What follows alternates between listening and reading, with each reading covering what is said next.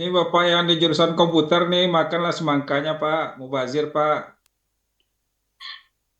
Baik, ya. Ya, Izin Bapak Ibu, Pak Bapak nanti WR nobar sudah dari itu, Pak. bergabung dengan kita.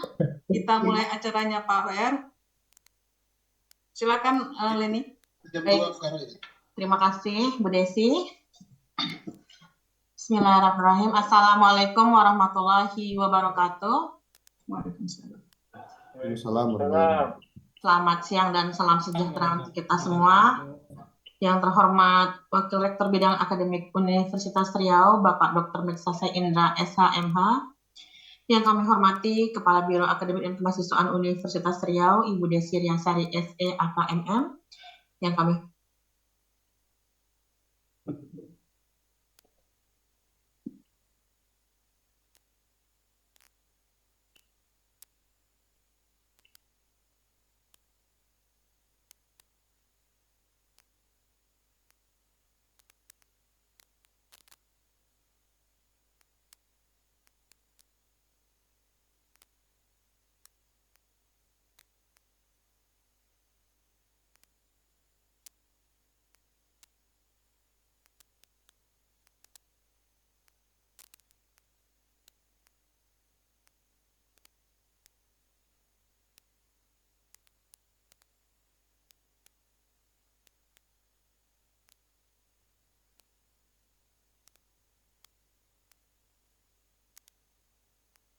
mohon maaf Pak, sinyal tadi agak lemah, lempar kita.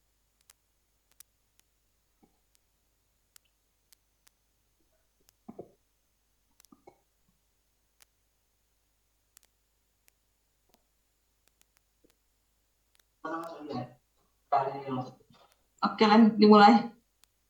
Baik, terima kasih Bu Desi. Kita mulai Bapak Ibu. Puji syukur kita kehadirat Allah Subhanahu wa taala atas segala limpahan rahmat dan karunia-Nya kepada kita, sehingga pada siang hari ini kita dapat berkumpul dan bergabung pada Zoom meeting dalam rangka melaksanakan kegiatan workshop persiapan KRS online dan penginputan nilai dengan metode perkuliahan OBE menggunakan aplikasi Satu Unri. Baik, dengan tidak memperpanjang mukadimah, kita awali acara siang hari ini dengan laporan kegiatan yang akan disampaikan oleh Ibu Kepala Biro Bidang Akademik dan Kemahasiswaan kepada Ibu Desi Riasari SE AKMM. Kami persilahkan. Terima kasih Leni. Assalamualaikum warahmatullahi wabarakatuh. Yang sama-sama kita hormati Bapak Wakil Rektor 1 Bidang Akademik, yaitu Bapak Dr. Meksasa Indra SHMH. Yang kami hormati Bapak Ibnu Dakikil selaku narasumber Recording dan in juga progress. Kepala TIK Universitas Riau. Yang kami hormati koordinator dan subkoordinator bidang akademik. Yang kami hormati juga Bapak Ibu dosen di lingkungan Universitas Riau yang pada sesi siang ini yang sudah berkesempatan hadir mengikuti Zoom meeting workshop persiapan KRS online dan penginputan nilai dengan metode perkuliahan OBE menggunakan aplikasi Satu Unri. Salawat dan terlebih dahulu kita mengucapkan puji syukur kepada Allah SWT dan salawat kita sampaikan kepada Nabi kita Muhammad. Allahumma sholli ala Muhammad wa ala ali Muhammad. Izin Pak WR menyampaikan laporan kegiatan kita pada hari ini, yang mana kita sudah melakukan kegiatan workshop persiapan KRS online dan penginputan nilai dengan metode perkuliahan OBE melalui aplikasi Satu yang sudah berlangsung dari tanggal 5 sampai pada hari ini tanggal 7 Juni. Di sesi siang ini peserta ataupun dosen kita yang kita undang adalah berasal dari Fakultas Fisip, Fakultas MIPA, Fakultas Teknik, Fakultas Perikanan, Fakultas Hukum, dan Pascasarjana. Adapun tujuan dari pelaksanaan ini adalah untuk memberikan sosialisasi sekalian petunjuk atau petunjuk teknis dari penerapan aplikasi Satu dalam penggunaan untuk pengisian KRS online ataupun KRS MIK yang kita lakukan untuk pengisian KRS di semester genap ke depan. Dan juga eh, untuk pengisian nilai mata kuliah yang dengan menggunakan metode perkuliahan OBE, yang mana ini merupakan salah satu target capaian IKU kita, itu IKU 7. Jadi ada syarat-syarat tertentu untuk bisa diakui sebagai capaian kinerja IKU. Tidak memperpanjang mukadimah Pak OWR, demikian yang bisa kami sampaikan laporan kegiatan hari ini. Kami mohon kepada Bapak untuk memberikan pengarahan membuka acara ini secara resmi. Demikian, Assalamualaikum warahmatullahi wabarakatuh. Waalaikumsalam warahmatullahi wabarakatuh. Terima kasih kami ucapkan kepada Ibu Desi Riasari. Baik Bapak Ibu, selanjutnya yaitu kata sambutan sekaligus pengarahan yang akan disampaikan oleh Bapak Wakil Rektor Bidang Akademik kepada Bapak Dr. Meksase Indra SHMH. Kami persilahkan. Baik, makasih Bu Leni. Assalamualaikum warahmatullahi wabarakatuh. Waalaikumsalam warahmatullahi wabarakatuh. Selamat siang, salam sejahtera buat kita semua. Bersyukur kita kepada Allah dengan ucapan Alhamdulillahirrahmanirrahim.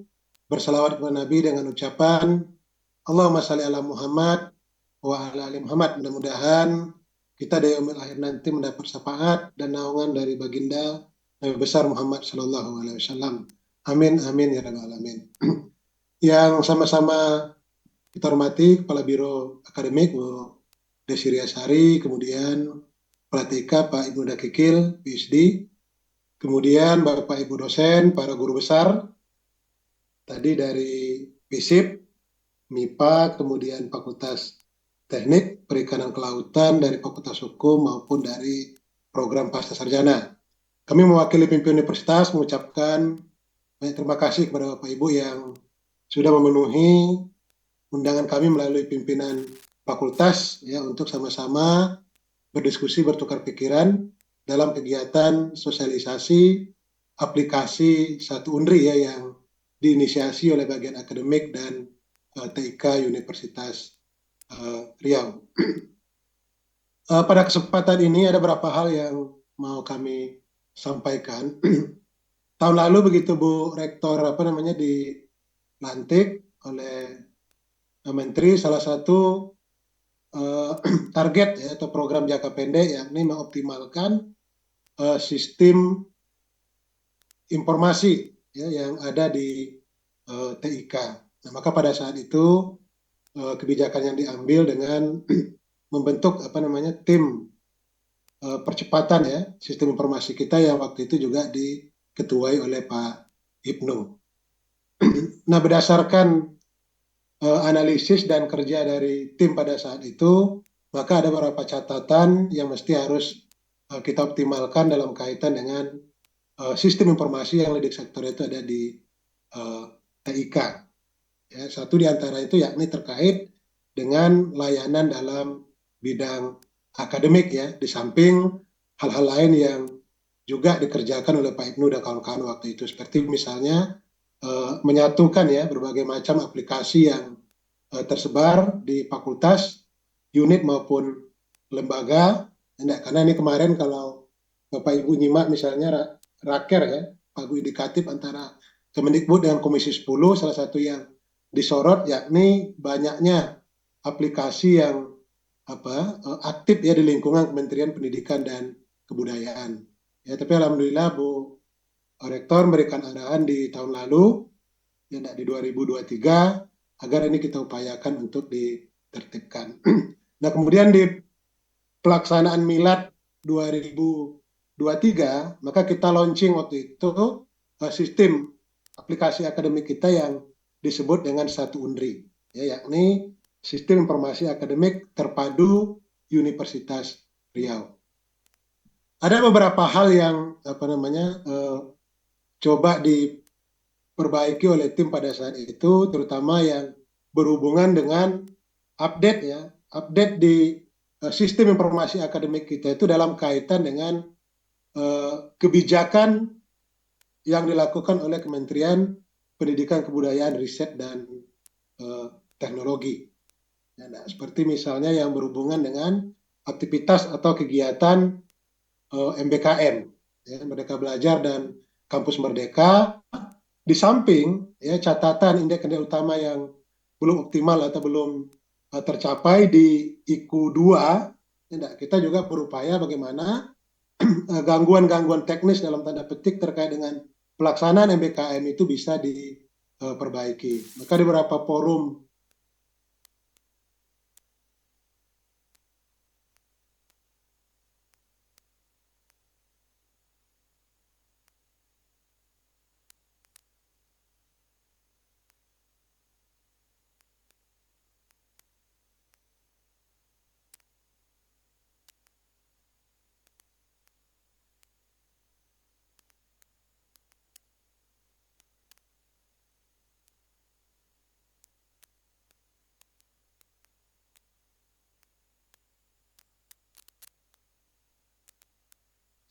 Recording in MBKM itu progress. jauh-jauh hari sudah mendapat jaminan pelaksanaan kegiatan MBKM itu konversi ya, karena bagaimanapun juga pengakuan dalam bentuk satuan kredit semester itu juga menjadi penting. Nah, dari beberapa program studi kita dapat laporan mereka sudah laksanakan kegiatan MBKM, ada yang setahun setengah itu tidak mendapatkan pengakuan. Nah, yang ternyata dari sisi problemnya itu juga pada aspek perencanaannya itu jadi masalah begitu. Nah, maka kemarin Pak Ibu dan kawan-kawan coba membuat KRS Mix ya, menggabungkan antara yang reguler dengan yang MBKM, sehingga dari awal kita sudah bisa mengetahui mana-mana mata kuliah yang masuk dalam kegiatan MBKM, sehingga untuk mengkonversi itu lebih mudah. Nah, kemudian yang kedua, ini yang terkait dengan perkuliahan dengan metode OBE. Itu di IKU 7 disampaikan oleh Bu Desi, yang dari sisi pelaporan agar itu bisa diakui atau dinilai sebagai kegiatan yang bernilai sebagai indeks kinerja utama antara rektor dengan Pak Menteri, maka mau tidak mau dari awal memang mesti harus di input. Nah, ini tidak bisa diserahkan kepada program studi, mesti harus masing-masing dosen yang sudah punya proses perencanaan dalam perkuliahan itu dengan menginput berbagai dokumen kelengkapan untuk pelaksanaan proses perkuliahan itu. Nah, oleh karena itu menjadi penting bagi kita, karena ini sebuah policy baru, agar tidak terjadi misinformasi, miskomunikasi, maka Bu Rektor memberikan arahan agar kami di bagian akademik mensosialisasikan ke seluruh stakeholder terkait. Ya, kemarin sebetulnya rencana kita mau dilaksanakan secara offline, tapi karena jumlah terlalu banyak, anggaran kita juga terbatas, maka di hari Kamis kemarin yang kita laksanakan secara offline itu hanya untuk para wakil dekan bidang akademik, kemudian koordinator program studi, dan operator di masing-masing fakultas. Nah, untuk hari ini biar semua itu bisa terjangkau, agar informasi yang kita sampaikan itu dapat terterima secara baik, maka kita bagi dua. Ya, tadi pagi juga sudah dilaksanakan di luar fakultas yang ikut pada siang hari ini, dan siang hari ini sampai menjelang sore nanti atau asar kita akan melaksanakan sosialisasi ini agar kita semua, termasuk kami pimpinan lah kapasitas sebagai dosen, dapat menerima informasi yang terkait dengan pelaksanaan sistem satu Undri ini. Ya, bagaimana penggunaannya, kemudian input nilai dan lain sebagainya. Nah, tadi pagi itu juga banyak pertanyaan-pertanyaan yang yang disampaikan oleh Bapak Ibu dosen yang perlu dapat penjelasan dari Pak Ibnu sebagai tim yang merancang aplikasi satu Undri, dengan satu harapan pelayanan dalam bidang akademik akan menjadi lebih baik. Nah, termasuk juga nanti tentu kepada para mahasiswa. Ya, tadi Bu Kabiro ya kemarin sudah melapor, Ibu dan kawan-kawan juga akan membentuk semacam tutorial ya di YouTube agar setiap saat para mahasiswa kita bisa mempelajari ketika ada kendala-kendala yang dihadapi, termasuk juga untuk kita Bapak Ibu dosen nanti di tim TIK akan membuat semacam unit pelaporan atau pengaduan desk, sehingga apa-apa yang menjadi kendala kita dengan sistem yang baru ini dapat tersampaikan secara baik dan informasi yang optimal dari TIK. Terakhir kami menyampaikan permohonan maaf dari Bu Rektor, karena sebetulnya kita meminta beliau untuk memberikan arahan dan membuka kegiatan pada hari ini, tapi beliau masih di Yogyakarta ya, ada kegiatan rakor Rektor PTN se-Indonesia. Beliau menyampaikan permohonan maaf ya. Oleh karena itu, mari kita ikuti kegiatan sosialisasi ini secara seksama. Apa-apa yang ragu atau yang kurang kita pahami nanti bisa didiskusikan dengan Pak Ibnu, dengan satu harapan pelaksanaan aplikasi sistem 1 Unri ini di semester ini sudah bisa kita laksanakan dengan baik ya, dalam rangka untuk pelayanan akademik yang lebih baik ya, sembari kita mengevaluasi jika ada kelemahan-kelemahan yang ditemukan dalam implementasinya itu di lapangan. Kami tentu mengucapkan banyak terima kasih kepada Pak Ibnu dengan tim yang dari tahun lalu sudah mulai bekerja, kepada Bu Kabiro, koordinator, subkoordinator yang intens berkomunikasi dengan TIK sehingga pelaksanaan aplikasi 1 Unri ini di tahun 2024 ini bisa kita laksanakan. Demikian saja barangkali yang dapat kami sampaikan sebagai sambutan atau pengantar dalam pelaksanaan kegiatan workshop kita pada siang hari ini. Saya tutup dan saya akhiri. Billahi taufiq wa hidayah. Assalamualaikum warahmatullahi wabarakatuh. Waalaikumsalam warahmatullahi wabarakatuh. Terima kasih kami ucapkan kepada Bapak Wakil Rektor Bidang Akademik. Baik Bapak Ibu, sebelum kita masuk pada materi, saya mengingatkan lagi kepada Bapak Ibu yang sudah bergabung di Zoom untuk dapat mengisi presensi yang sudah kami sediakan linknya pada chat di Zoom ini. Terima kasih. Baik, selanjutnya yaitu pemaparan materi dan workshop langsung dari Pak Ibnu. Mungkin Bapak Ibu bisa nanti sambil dipraktekkan biar tahu nanti kalaupun tidak ada yang tidak tahu, nanti kita akan ada sesi tanya jawab di akhir materi. Baik, kepada Bapak Dr. Ibnu Dakikil, Eskom MTI PSD selaku Kepala UPT TIK Unri, kami persilahkan untuk memberikan materi.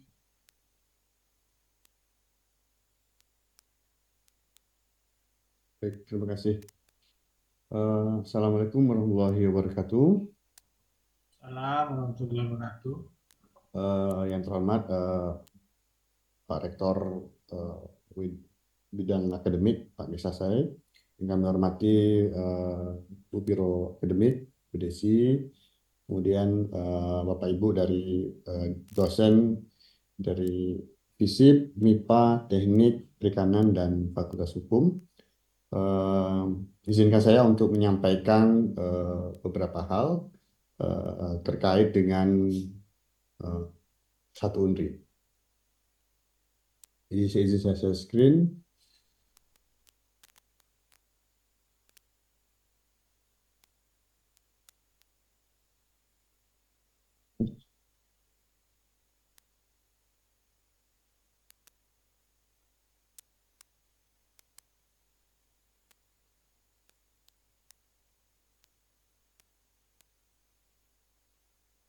Oke.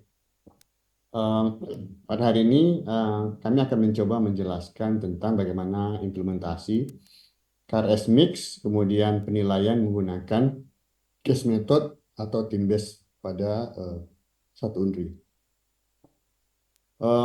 Mungkin KRS Mix ini merupakan istilah yang baru ya bagi kita semua. Jadi KRS Mix ini adalah salah satu bentuk respon dari bagaimana kita mengoptimalkan perkuliahan mahasiswa itu, di mana mereka itu ingin ngambil ke kelas MBKM dan kelas perkuliahan reguler secara bersamaan. Nah, sebelumnya, sebagaimana yang telah kita ketahui bahwa KRS itu hanya bisa berisi mata kuliah atau MBKM saja. Jadi mahasiswa itu dia memilih, dia mau ikut kuliah atau mau ikut MBKM. Jadi istilahnya kita istilahkan KRS konvensional. Pada KRS konvensional itu hanya ada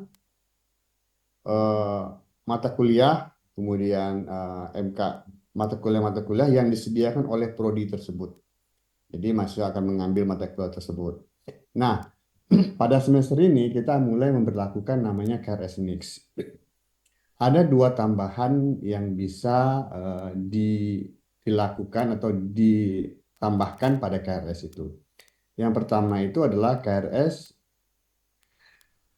lintas prodi dalam PT. Nah, misalnya seperti ini. Jadi, misalnya saya adalah mahasiswa sistem informasi. Saya sangat tertarik misalnya di bagian hukum. Mungkin saya bisa ngambil beberapa mata kuliah di prodi hukum. Jadi artinya mahasiswa di prodi sistem informasi bisa mengambil mata kuliah yang ada di prodi lain di dalam Unri. Kemudian pada semester yang sama juga mahasiswa dapat mengambil kegiatan MBKM. Contoh misalnya kegiatan magang. Kegiatan magang MBKM itu mungkin prodi hanya berkenan untuk mengkonversi sebesar 10 SKS. Nah, jadi akan ada kekurangan atau kerugian di sisi mahasiswa karena dia hanya bisa mengambil 10 SKS. Sedangkan pada semester itu misalnya dia bisa mengambil 23 SKS. Nah, oleh karena itu dengan KRS Mix itu dimungkinkan misalnya mahasiswa itu mengambil 11 SKS untuk MBKM, kemudian sisanya misalnya 11 SKS untuk mata kuliah di mata kuliah biasa di prodinya. Nah, jadi hal tersebut dimungkinkan. Jadi selama ini mahasiswa tidak bisa melakukan itu. Nah, peraturan untuk KRS Mix ini juga masih mengikuti peraturan akademis pada umumnya. Sebagai contoh, jumlah SKS yang diambil itu tidak boleh melebihi dari jumlah SKS yang boleh diambil mahasiswa. Nah, jumlah SKS yang boleh diambil mahasiswa itu kan tergantung dari IPK yang dia peroleh pada semester lalu. Misalnya, seseorang hanya boleh dengan IPK misalnya 2,5 misalnya hanya boleh mengambil 20 SKS. Maka ketika dia mengambil KRS, walaupun dia mengambil KUK, MBKM dan seterusnya, dia juga masih mengikuti aturan-aturan umum yang berlaku.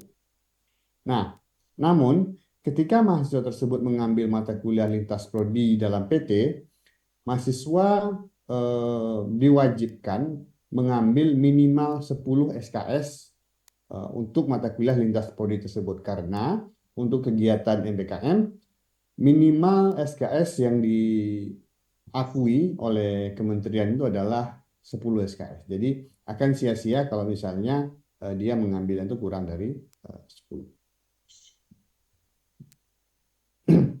Nah, kita sudah mensosialisasikan kepada Teknik di Prodi, kemudian Kaprodi, bahwa kuota kelas MBKM itu, MBKM antar Prodi dalam PT itu adalah bagian dari kuota pada umumnya. Misalnya, pada sebuah kelas itu kuota maksimum adalah 40. Kaprodi bisa menentukan misalnya 35 orang itu adalah mahasiswa untuk dalam prodi tersebut dan sisanya 5 untuk mahasiswa di luar prodi. Jadi pada intinya kelas yang akan diambil oleh mahasiswa lainnya itu adalah kelas-kelas yang tidak dibuat khusus. Jadi artinya dia menyatu dengan kelas yang biasa. Yang kelas biasa yang disediakan oleh program studi. Hanya program studi menyediakan berapa kuota orang yang boleh dari prodi luar. Nah, dari perspektif prodi, untuk pengisian nilai case method dan pengisian KRS ini harus melakukan dua hal. Pertama itu penetapan mana mata kuliah yang case method dan mana mata kuliah project based. Ini sudah dilakukan oleh kita sudah sosialisasikan kepada Kaprodi dan beberapa Kaprodi sudah melakukan. Kemudian menentukan mana mata kuliah yang dapat diambil oleh program studi. Ini mungkin akan ditentukan pada dalam waktu dekat ya, sebelum semester depan dimulai. Nah, sedangkan bagi dosen, kita hanya mengisi nilai dan melakukan approval KRS. Jadi hanya dua aspek itu saja yang berlaku pada dosen. Nah, pada semua kedua hal ini harus dilakukan di aplikasi Satu Unri karena aplikasi SIA atau portal yang lama dia tidak support dengan fitur ini. Ini adalah fitur baru yang kita kembangkan. Nah, aplikasi Satu Undri itu dapat diakses di 1.undri.ac.id. Nah, sistem informasi ini adalah sistem informasi yang kita kembangkan sendiri. Jadi ini adalah merupakan produk dari teman-teman.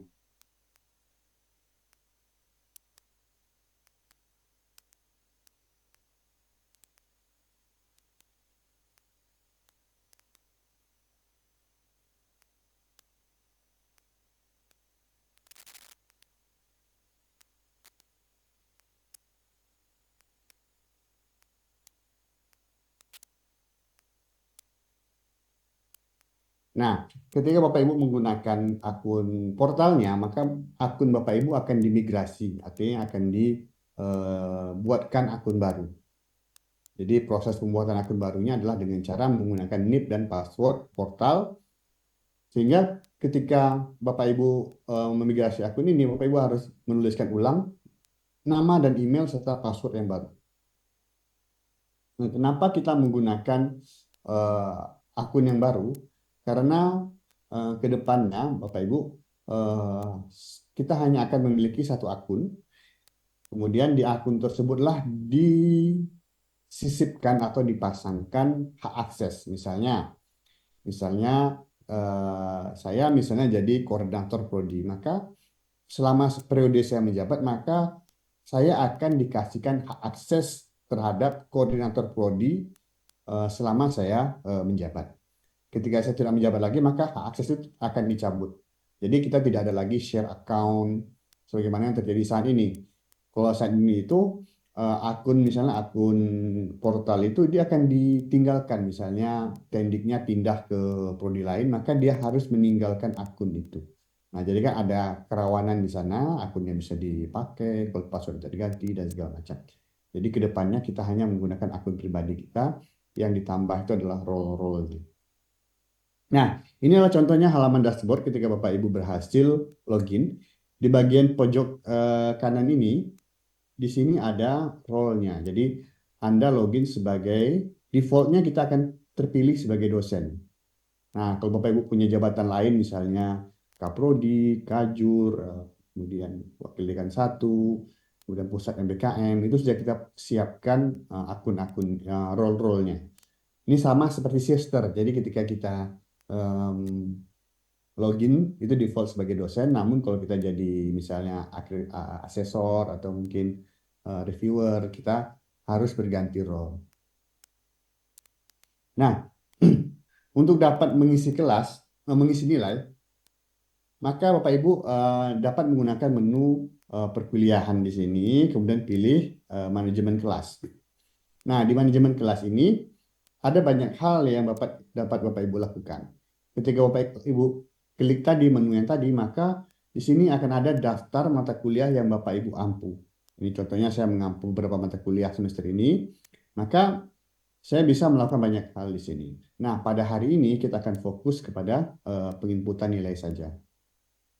Nah, untuk menginputkan nilai, maka Bapak Ibu tinggal klik saja di tombol yang input nilai di sini. Maka Bapak Ibu akan masuk ke halaman yang ini. Nah, jadi di atas ini, seperti yang saya garis merahi ini, di sini ada banyak hal yang bisa kita lakukan sebenarnya. Bapak Ibu bisa melihat peserta kelasnya, Bapak Ibu bisa mengupload kontrak kuliahnya. Nanti ini akan terhubung ke mahasiswa. Jadi mahasiswa akan bisa melihat apa kontrak kuliah kita, bagaimana bentuk RPS-nya. Ke depan nanti di website Prodi akan langsung muncul apa RPS yang Bapak Ibu buat. Jadi semuanya akan terconnected. Nah, kemudian juga Bapak Ibu bisa mengisi presensi secara mandiri. Kemudian ada di menu lainnya, ini ada banyak sekali tools-tools yang kita sediakan. Nah, hari ini kita akan fokus pada penilaian saja. Seperti biasa, untuk penilaian, pada pertama kali Bapak Ibu harus mengisikan bobot nilai. Tidak banyak yang berubah pada bobot nilai ini, sama seperti ketika kita menggunakan aplikasi SIA. Saya yakin Bapak Ibu sudah sangat familiar dengan aplikasi SIA, namun ada sedikit perbedaan. Yang pertama itu adalah di sini kita menambahkan dua komponen, yaitu partisipasi aktif dan nilai project. Pada nilai proyek dan partisipasi ini, bagi mata kuliah yang sudah di-set sebagai mata kuliah case method ataupun project based, maka nilainya itu otomatis akan harus bernilai 50. Jadi Bapak Ibu tidak bisa mengisikan 0 seperti ini, harus 50 bobotnya.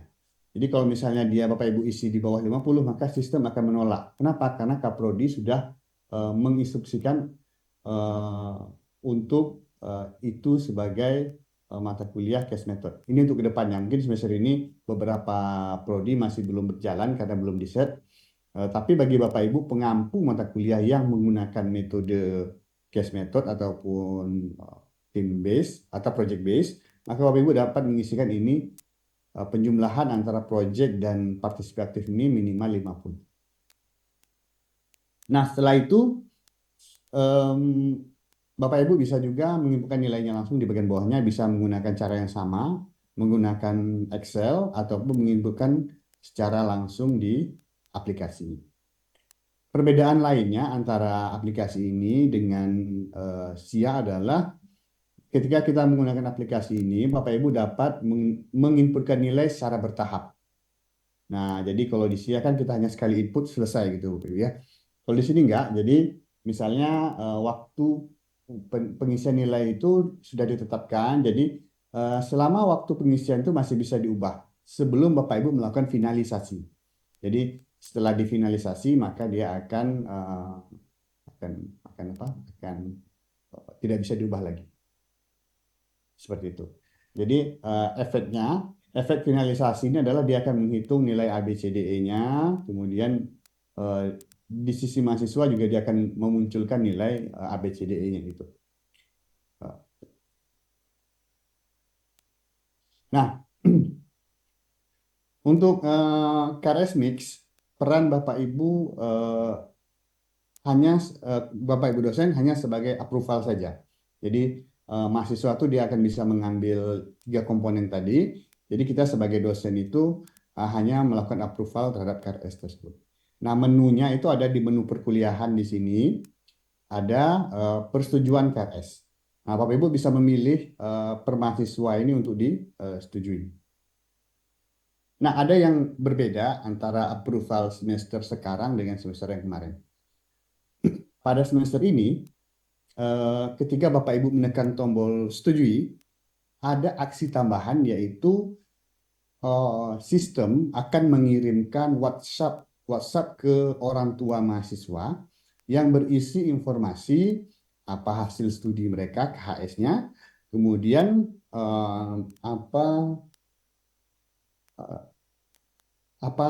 KRS-nya sekarang. Jadi KHS dan KRS semester ini, KHS semester lalu dan KRS semester ini akan dikirimkan kepada orang tua melalui WhatsApp. Jadi kami di sini memohon bantuan dari Bapak Ibu semua. Jadi ketika mahasiswa itu menghadap untuk meminta persetujuan KRS, di sini nanti akan ada nomor telepon mahasiswa orang tuanya. Jadi mohon dikonfirmasi, ditanyakan ulang apakah sudah cocok dengan yang di sistem atau belum. Karena mungkin saja nanti ada peluang untuk itu tidak cocok. Jadi ditanyakan ulang ketika dia mendatangi Bapak Ibu. Nah, selain itu juga di bagian KRS ini Bapak Ibu juga memiliki beberapa fitur tambahan seperti bisa melihat riwayat mata kuliah ini. Nah, kenapa pentingnya kita melihat riwayat mata kuliah ini? Riwayat mata kuliah ini mungkin saya di sini aja. Riwayat mata kuliah ini berfungsi untuk sebagai monitoring bagi PA untuk mengecek apakah ada mata kuliah yang terlewat atau tidak. Jadi misalnya saya membimbing mahasiswa misalnya atas nama, ya Pak, membimbing mahasiswa atas nama misalnya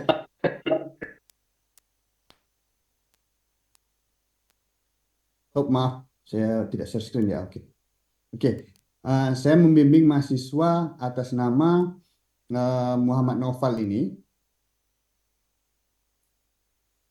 Nah, jadi mahasiswa atas nama Muhammad Noval ini nanti saya bisa lihat, misalnya sekarang dia semester berapa nih? Semester 7 misalnya.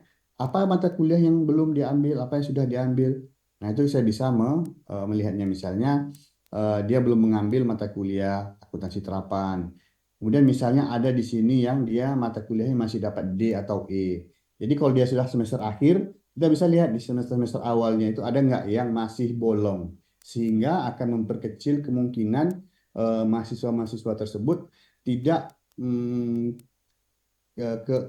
ketinggalan lah. Misalnya ada satu mata kuliah wajib yang tidak diambil, atau ada satu mata kuliah wajib yang dia tidak lulus, jadi akan menghambat prosesnya di belakangan hari. Jadi kita bisa melakukan pembimbingan lebih baik. Nah, di bagian bawah sini juga nanti di sini sudah dipisahkan mana yang kelas reguler, mana yang kelas MBKM, mana yang aktivitas mahasiswa yang ingin dia lakukan. Jadi seperti itu Bapak Ibu. Nah, selanjutnya, nah ini akan dilakukan oleh mahasiswa. Jadi dari perspektif mahasiswa, mahasiswa itu dia akan melakukan dua hal. Jadi dia tidak akan bisa ngisi KRS sebelum dia melakukan update kontak pribadi dan pengisian EDOM. Nah, update kontak pribadi ini adalah mahasiswa mencoba akan mengupdate atau mengisikan nomor telepon dia, email, alamat, dan nomor telepon orang tua. Nah, jadi di sini mahasiswa harus mengisikan itu karena selama ini kita tidak punya data tersebut. Nah, data ini kita butuhkan untuk berkomunikasi dengan orang tua, baik untuk pengiriman laporan hasil belajar maupun terjadi hal-hal yang tidak diinginkan. Nah, setelah mahasiswa mengupdate kontak pribadi ini, mahasiswa juga dia nanti akan melakukan pengisian EDOM. Nah, di EDOM ini ada empat aspek yang akan dinilai. Pertama itu adalah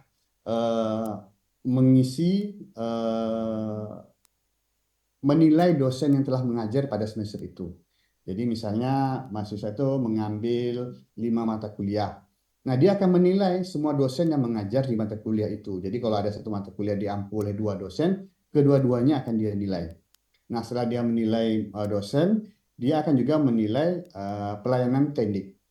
Jadi bagaimana pelayanan tendik, seberapa responsif, kemudian bagaimana setelah dia mengisi tendik, dia juga mengisi untuk fakultas. Nah, setelah itu dia mengisi kuesioner edukasi untuk TI dan PPKS. Nah, setelah dia melakukan 2 tahapan itu, baru mahasiswa tersebut boleh mengisi KRS. Nah, setelah dia memilih kelas prodi, atau memilih kegiatan BKM, baru dia melakukan proses finalisasi KRS.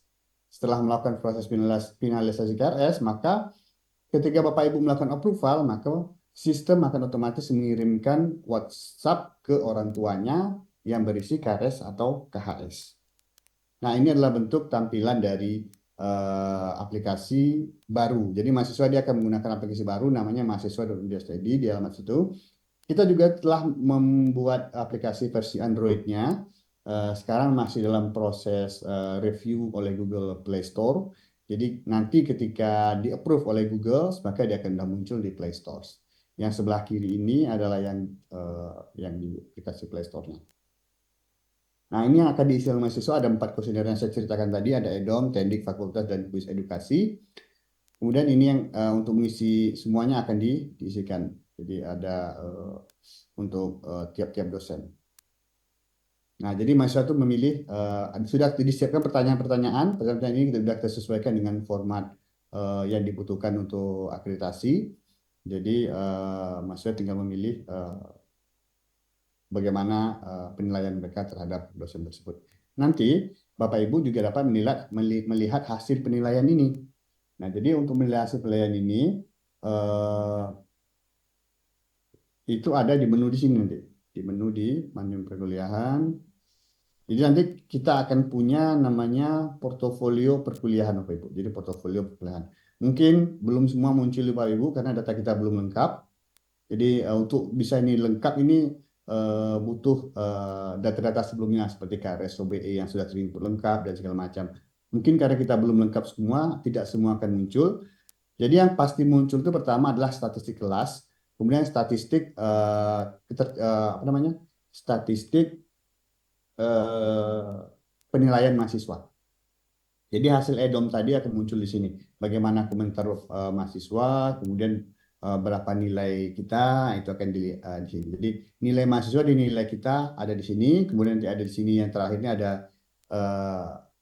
refleksinya. Jadi kita bisa juga mengirimkan usulan perbaikan terhadap.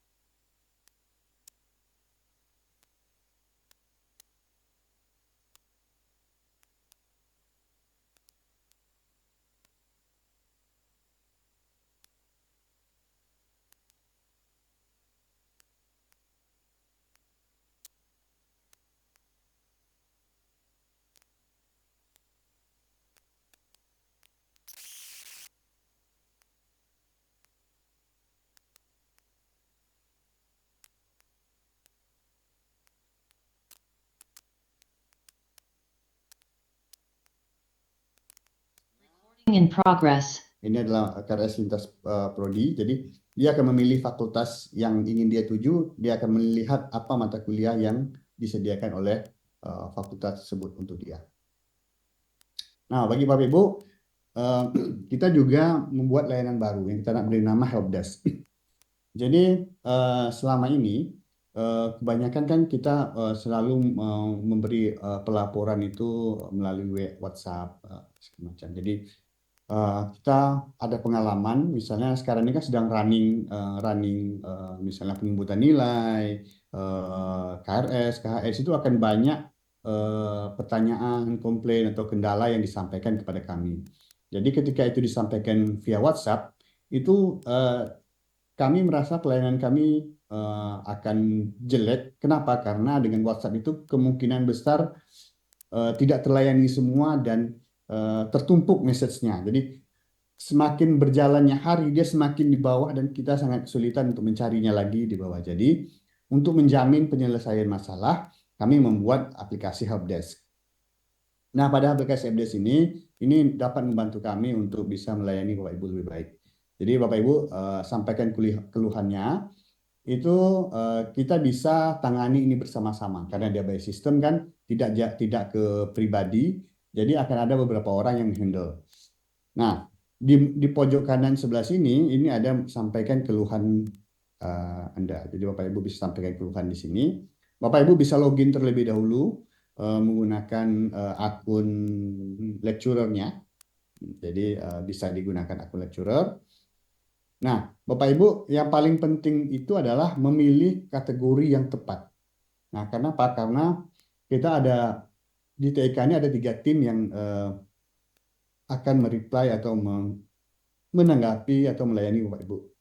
Ada tim jaringan, ada tim software, ada tim layanan umum. Jadi pelayanan umum ini seperti pergantian password, tidak bisa login, itu kan umum. Jadi nanti bisa meminta bantuan di sana. Jadi ketika Bapak Ibu salah memilih kategori, dia akan masuk ke kelompok yang lain sehingga akan lama. Jadi kalau misalnya masalah jaringan, pastikan masuk di kategori jaringan. Nah, seperti itu. Kemudian kami juga mohon bantuan Bapak Ibu agar memberikan deskripsi lengkap. Maksudnya begini, contohnya beberapa hari yang lalu itu banyak dari mahasiswa gitu. Dia hanya bilang seperti ini, jadi Bapak Ibu kami tidak bisa login gitu misalnya. Nah, dia tidak memberikan informasi lengkap, kenapa dia tidak bisa login, dari mana dia tidak bisa login, atau Bapak Ibu error tidak bisa diisi, misalnya seperti itu ya. Jadi dia tidak memberikan lengkap apa yang tidak bisa diisi, apa isiannya, kemudian bagaimana tangkapan layarnya. Nah, karena kalau kami tidak melihat itu, kami tuh nggak tahu ini harus mulai dari mana. Nah, karena misalnya dari 100 pengguna gitu misalnya, ada 20 yang bermasalah, 80 yang bisa. Mungkin permasalahan ini kan mungkin karena ada jaringannya, perangkatnya dan segala macam. Jadi kita harus tahu secara detail apa yang terjadi di sisi pengguna. Oleh karena itu kami mau minta bantuannya kepada Ibu kalau misalnya mengirisikan keluhan ini secara detail dan lengkap gitu apa yang menjadi permasalahan. Jadi ibaratkan aja kami ini nggak tahu apa-apa, jadi kasih semuanya informasinya biar kami bisa membantu Ibu lebih baik. Nah, seperti ini. Jadi nanti Bapak Ibu itu akan ada ininya, akan ada statusnya. Jadi kalau misalnya dalam waktu 3 kali 24 jam itu tidak ada eskalasi dari tim dan tidak ada alasan yang ini, itu dia akan masuk email. Jadi akan masuk email ke manajemen atau pimpinan. Ada beberapa keluhan yang tidak dieskalasi, yang tidak ditanggapi, kemudian kita bisa langsung follow up eskalasinya seperti apa. Jadi ini adalah salah satu apa namanya terobosan kita agar bisa melayani lebih baik. Oke, ini ada permasalahan, jadi Bapak Ibu bisa tinggal diskusi di sini nanti. Oke, mungkin itu. Terima kasih atas perhatian Bapak Ibu. Mungkin kita lanjutkan ke sesi tanya jawab atau sekian. Terima kasih. Assalamualaikum warahmatullahi wabarakatuh. Assalamualaikum warahmatullahi wabarakatuh.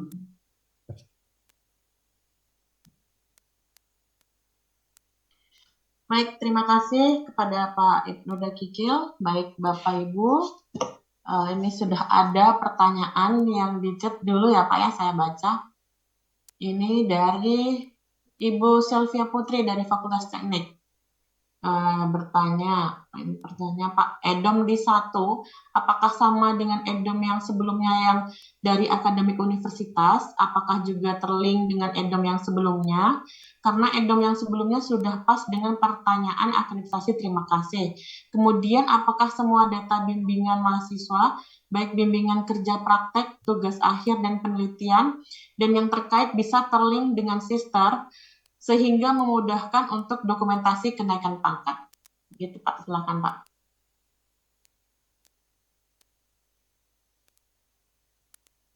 Oke, terima kasih Bu Sylvia.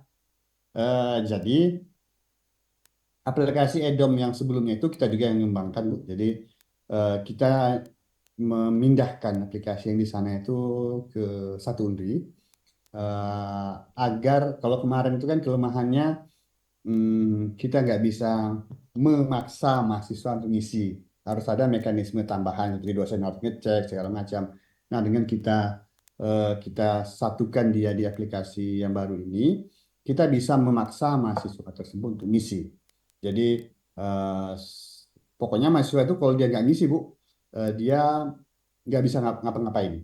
Nah, jadi dari segi instrumen, dari segi teknologi, dari segi reporting, nanti akan lebih kita tingkatkan. Jadi dari untuk instrumennya masih sama yang digunakan di evaluasi.unri.ac.id. Itu instrumennya masih sama seperti itu. Kemudian tadi yang kedua, oh iya, insya Allah pada mahasiswa kerja praktek, bimbingan akademi pembimbing, kemudian skripsi, tesis itu sudah bisa kita linkkan Bapak Ibu ke sister ya. Jadi jadi gini, kalau untuk tugas akhir ini mungkin belum tersosialisasikan dengan baik. Untuk tugas akhir itu bisa diinputkan dengan syarat menggunakan fitur yang di satu Unri. Karena di SIA itu nggak ada fitur untuk tugas magang, kerja praktek, itu nggak ada.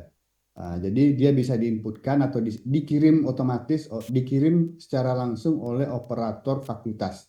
Jadi Bapak Ibu kalau misalnya ada membimbing magang, itu dimasukkan di aplikasi satu Unri, nanti secara mandiri fakultas bisa mengirim. Jadi tidak perlu ke akademik untuk memasukkan data itu ke sistem.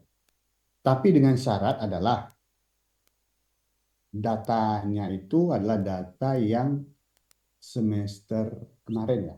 Jadi dia kalau data 3 tahun yang lalu itu nggak bisa dia. Dia data yang periode yang dibuka. Jadi kalau misalnya sekarang ini ada magang, nanti kalau ada mau BKD, nah segera kirim aja dari aplikasi. Saya rasa untuk semua tendik udah kita sosialisasikan Bapak Ibu. Jadi sana bisa. Jadi nanti kalau misalnya belum dimasuk, nanti mohon diingatkan Bapak Ibu tendiknya untuk memasukkan. Jadi beberapa hal yang sudah akan kita masukkan juga itu adalah membimbing apa namanya membimbing pekerta, kemudian KP tugas akhir, nah, itu udah bisa langsung.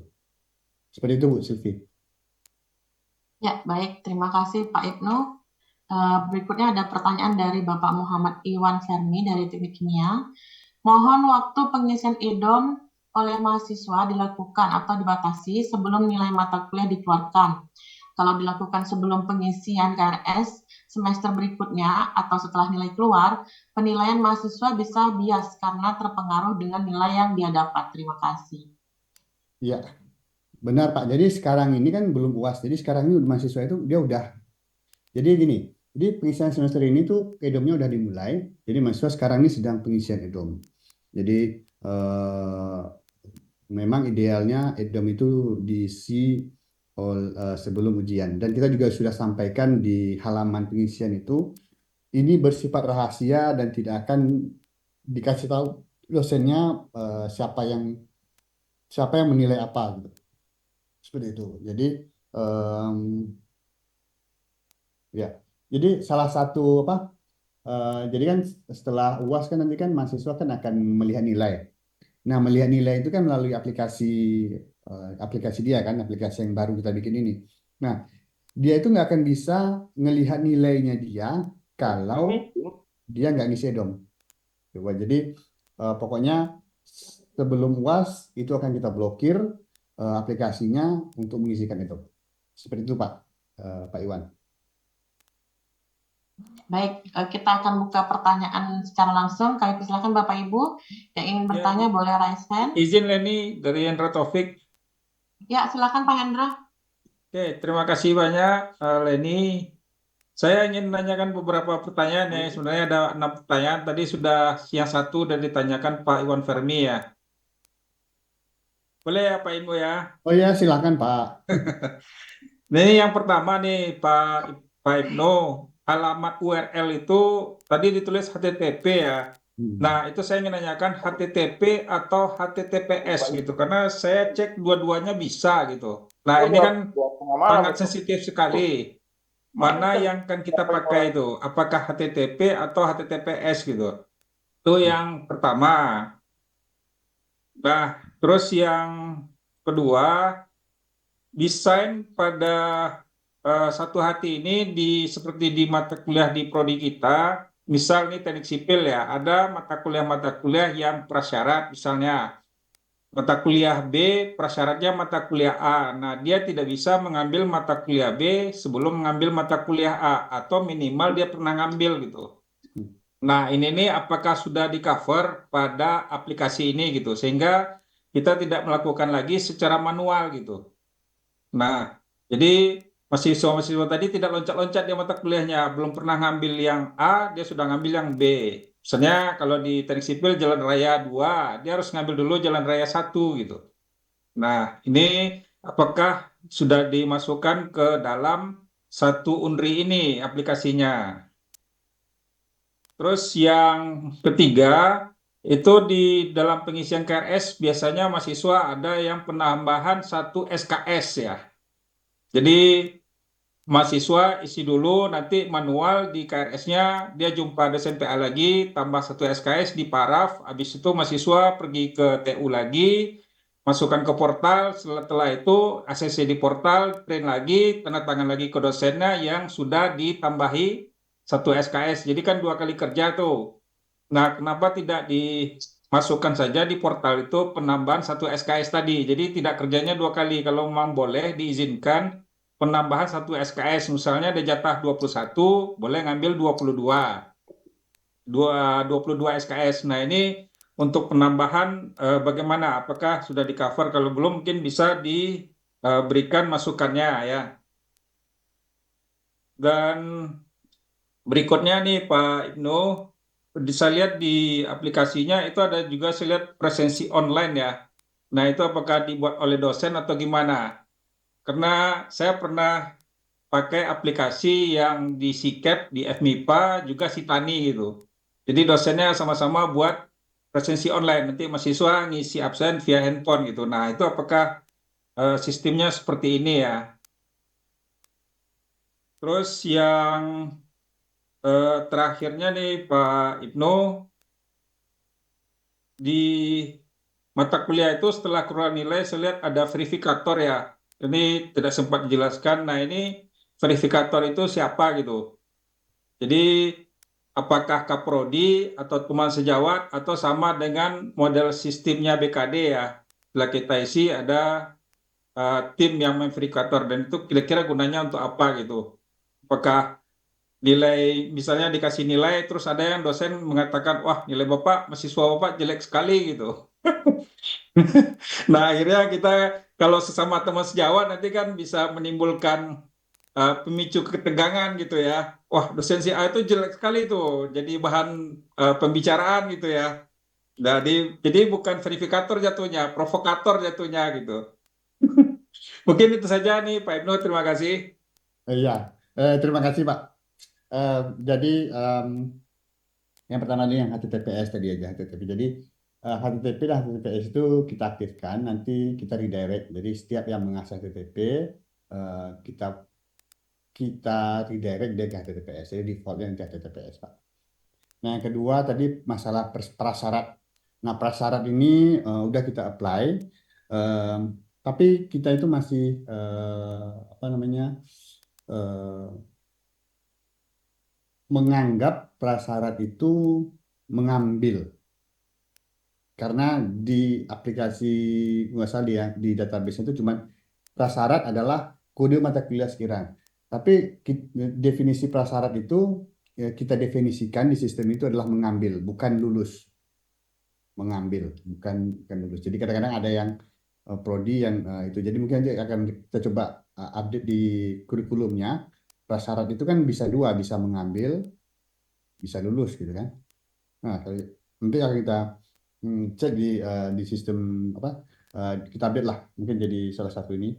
Kalau sekarang itu saya sudah cek tadi itu yang dipakai di satu itu adalah mengecekkan prasyarat mengambil.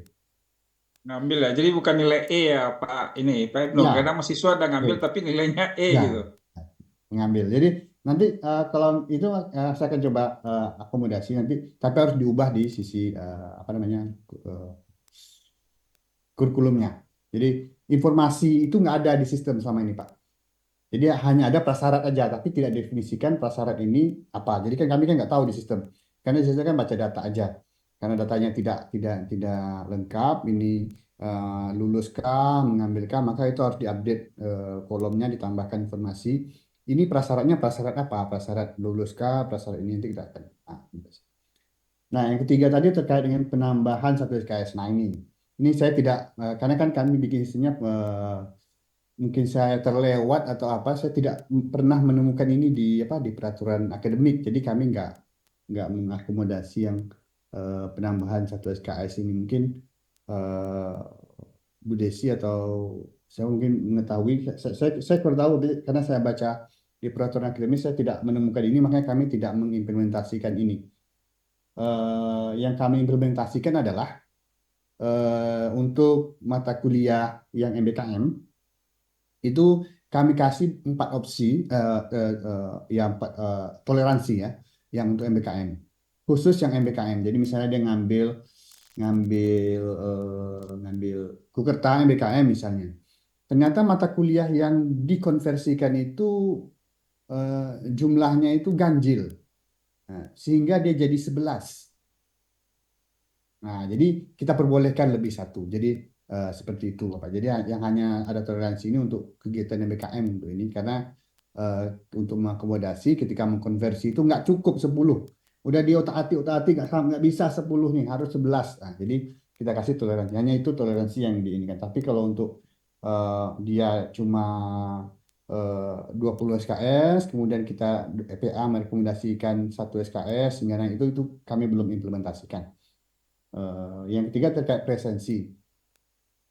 Ya, presensi rencananya kita sudah implementasikan, kita sudah bikin di sistemnya, tapi kita disable. Itu mahasiswa kita bisa melakukan apa namanya? Mahasiswa itu kita di kelas gitu kan, di kelas. Kemudian nanti di sistem itu kita bisa bikin QR code, nanti mahasiswa scan QR code-nya, dia bisa absen melalui QR code itu langsung masuk ke sistem. Jadi untuk mempermudah atau mempermudah kerja teknik lah, jadi nggak banyak lagi jadi mahasiswa aja yang absen. Itu udah kita implementasikan, tapi kita belum implementasikan karena kita di peraturan akademik kita belum ada belum mengakui itu, jadi tetap diisikan oleh dosen atau tendik. Nanti ke depannya Bapak Ibu, presensi hanya akan ada satu presensi. Jadi kalau selama ini kan ada dua presensi itu, presensi yang diinputkan di SIA dan presensi yang diinputkan di sistem Remon. Jadi presensi yang dihitung untuk Remon. Jadi ke depannya presensi yang akan dihitung itu hanya presensi yang di SIA. Jadi aplikasi Remon dia akan membaca presensi yang di SIA untuk penghitungan Remon Bapak Ibu. Nah, jadi mungkin mudah-mudahan semester depan ini udah bisa implementasi ya, karena aplikasinya udah siap, kita sedang uji coba untuk itu. Jadi mungkin semester depan itu Bapak Ibu bisa cek presentasinya di online. Terakhir tadi verifikator. Nah, verifikator ini mungkin berbeda dengan yang disampaikan gitu. Jadi verifikator ini mungkin saya coba buka slide-nya dulu.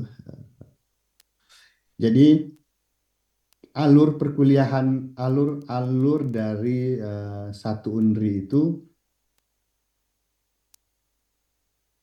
lebih kurang bentar. Saya screen lagi Pak Ibu ya. Karena ini dia. Nah, alur satu UNRI itu lebih kurang seperti ini. Ini alur yang lengkap ya. Jadi mungkin kita belum bisa implementasi karena masih ada kekurangan di sisi kita, masih di sisi pengisian data. Jadi mata kuliah tuh harus punya CPMK, punya sub CPMK, punya PL, CPL, RPS segala macam. Nah, jadi nanti ketika data ini semua sudah lengkap Bapak Ibu, kita akan punya sebuah portofolio perkuliahan. Portofolio perkuliahan ini itu berisi EDOM, hasil EDOM mahasiswa tersebut, kemudian statistik nilai, berapa nilai A, nilai B, nilai C, kemudian bagaimana pencapaian CPMK-nya. Nah, pencapaian CPMK ini mungkin kalau kita lihat seperti nilai mahasiswa nanti itu, dia tidak hanya nilai ABCDE, tapi ada nilai pencapaiannya terhadap CPMK. Seperti anak SD lah, misalnya dia kemampuan berhitungnya apa, ada jadi dari CPMK itu dinilai juga. Nah, setelah itu nanti akan ada dari SPMI atau Kaprodi. Sebelum itu Bapak Ibu akan membuat refleksi perkuliahan. Nah, di refleksi perkuliahan ini Bapak Ibu bisa memberikan komentar. Misalnya terkait infrastruktur, ruangannya kecil, AC-nya nggak nyala, misalnya gitu ya. Atau misalnya mata kuliahnya ini mungkin terlalu susah atau materinya terlalu banyak atau apalah gitu. Nah, jadi refleksi perkuliahan itu adalah hal-hal yang terjadi selama perkuliahan itu.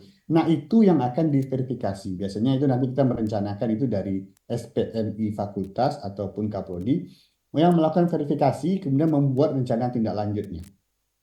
Nah, jadi verifikasi itu seperti itu. Jadi mungkin sekarang ini masih belum jalan itu Pak, maksudnya belum jalan itu masih belum kita implementasikan karena yang di depan sini kita masih belum siap dari sisi datanya. Seperti itu Pak. Jadi itu adalah persiapan kita untuk mentransformasi sistem ini dengan agar bisa lebih baik. Jadi agar OBE-nya itu jalan, itu adalah step-step yang akan kita lakukan. Terima kasih Pak. Izin Oke, Pak Ibnu, ya. sedikit mungkin menambahkan yang pertanyaan masalah satu SKS tadi, memang masih diakomodir Pak Ibnu di peraturan akademik kita masih ada. Saya PA bisa menambahkan dengan persetujuan dari Wakil Dekan 1. Dan terkait dengan mata kuliah bersyarat tadi, mungkin bisa dibantu juga dari Anaromi dari yang SIA yang lama, mungkin Pak Ibnu ada kolaborasi sedikit mungkin karena di SIA ada persyaratan yang harus dipenuhi. Silakan, izin Pak Ibnu, boleh Pak Ibnu? Ya, silakan Bu, silakan. Ya. Baik, terima kasih. Pak Ibnu, di aplikasi SIA itu untuk prasyarat sudah ada settingannya. Disetting dari menu mata kuliah prasyarat. Mungkin itu nanti bisa langsung diambil untuk ditarik ke aplikasi 1, Pak. Iya Bu, itu Iya, syaratnya itu udah lulus atau tergantung settingan yang dibuat oh oleh gitu. operator. Di situ Oh, bisa oh, memilih. di setting di ah, operator ah. ya. Oke oke. Iya, Settingan bisa global berarti memilih ya. syarat lulus. Ya, ada syarat lulus atau syarat ambil. Oh gitu. Oke. Atau itu ada di sana, Pak. Berarti dia tidak per mata kuliah ya. Berarti dia global satu prodi kan berarti. Karena mata kuliah settingannya sesuai dengan mata kuliah kurikulum. Oh, oke. Nanti saya coba Di cek lagi. menu, nanti Pak Ibnu bisa lihat di menu mata kuliah prasyarat di Ah, masing-masing prodi. Bisa ah, tampil nanti Pak itu ada di sana. oke Bisa oke. bisa dikombinkan antar kurikulum juga bisa. Ah ya, baik baik. Oke, Bu. Saya cek itu. Oke, mungkin itu sedikit infonya Pak. Oke. Terima kasih Bu Romi. Baik, terima kasih Bu Romi, Pak Ibnu. Saya akan melanjutkan membaca pertanyaan. Ini masih ada dari chat Pak. Lanjutan dari Bu Sylvia Putri tadi. Tambah lagi Pak, kebetulan untuk di teknik kimia, penelitian bukanlah tugas akhir. Karena tugas akhirnya adalah prarancangan pabrik. Untuk kondisi, jika sudah melalui sister, apakah bimbingan penelitian tetap tercatat sebagai seminar pada sister Pak? Tambahkan lagi, kebetulan untuk penelitian bukanlah tugas akhir. Karena tugas akhirnya adalah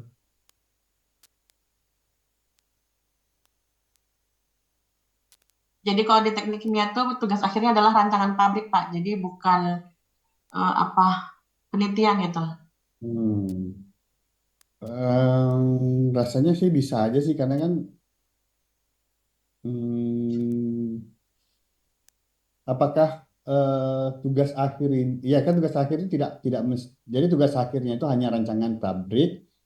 Kemudian eh, selama itu ada komponen seperti judul, kemudian ada pembimbing, ada pengujinya, maka itu bisa dikatakan masih bisa masuk gitu. Jadi saya melihatnya dari aspek sistem aja Bu ya, dari aspek sistem itu untuk pelaporan tugas akhir dia mesti ada judulnya, apa judulnya misalnya perancangan pabrik A atau apa. Kemudian dia mesti ada pembimbing, ada penguji karena itu yang required nggak salah di sister. Jadi saya rasa tidak mesti penelitian sih Bu, yang bisa di ini kan. Kemudian tadi untuk apakah bimbingan penelitian? Oh, masih bisa. Berarti pembimbing. Jadi penelitiannya itu jadi mata kuliah atau gimana Bu? Nah, itu yang masih belum tahu Pak Ibnu. Jadi di teknik kimia itu izin menambahkan. Jadi di teknik kimia itu tugas akhirnya ada tiga item. Jadi mahasiswa harus menyelesaikan kerja praktek, kemudian harus menyelesaikan penelitian dan menyelesaikan tugas prarancangan pabrik. Dan yang menjadi skripsi itu adalah tugas prarancangan pabriknya yang menjadi skripsi gitu. Tapi nanti selama ini di sistem, maksudnya di sister dan di SIA yang saya tahu itu dulu kan penelitian masih bisa masuk di sister, perancangan pabriknya nggak masuk, jadinya jatuhnya kayak ke mata kuliah. Tapi yang di sistem yang sekarang di SIA-nya itu penelitiannya nggak masuk gitu Pak, otomatis ke sister nggak masuk. Jadi kita kalau di BKD itu nggak bisa kita menyusun untuk naik pangkat. Itu yang saya maksudnya, itu masih dilema gitu, mungkin di teknik kimia juga gitu. Mohon ininya apa pandangan dan solusinya terkait ini, karena ini kan nanti masuk ke sistem gitu Pak. Jadi kalau yang dilihat itu kan membimbing tugas akhir itu adalah tugas A. Kalau saya ngeliat dari perspektif sistemnya Bu ya, jadi kan kalau misalnya tugas akhirnya itu adalah perancangan pabrik, berarti nanti yang dimasukkan ke sistem itu adalah judul perancangan pabriknya, kemudian siapa pembimbingnya dan siapa pengujinya. Pembimbing dan penguji pada rancangan itu ada kan Bu? Ada Pak, ada. Oh ya, berarti tetap sama ya Bu, tapi cuma bentuknya aja yang berbeda kan, mungkin Betul. yang bentuknya penelitian, ada yang bentuknya rancangan. Nah, Ya, jadi tapi nanti penelitian juga ada seminarnya juga Pak. ada penelitian juga. Iya, ada penelitian juga, tetap ada penelitian. Penelitian itu mata kuliah sendiri.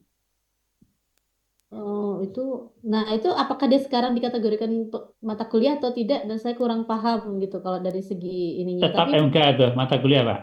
Mata kuliah. Jadi nah, tapi jatuhnya nanti diseminarkan Pak. seminarnya itu nggak tercatat Bu. Itu prosesnya. Oh, Oh, jadi kalau Mungkin misalnya dimasukkan ke aktivitas aja, mungkin enggak Pak Ibnu, biar tercatat di sistemnya Bapak Ibu dosen.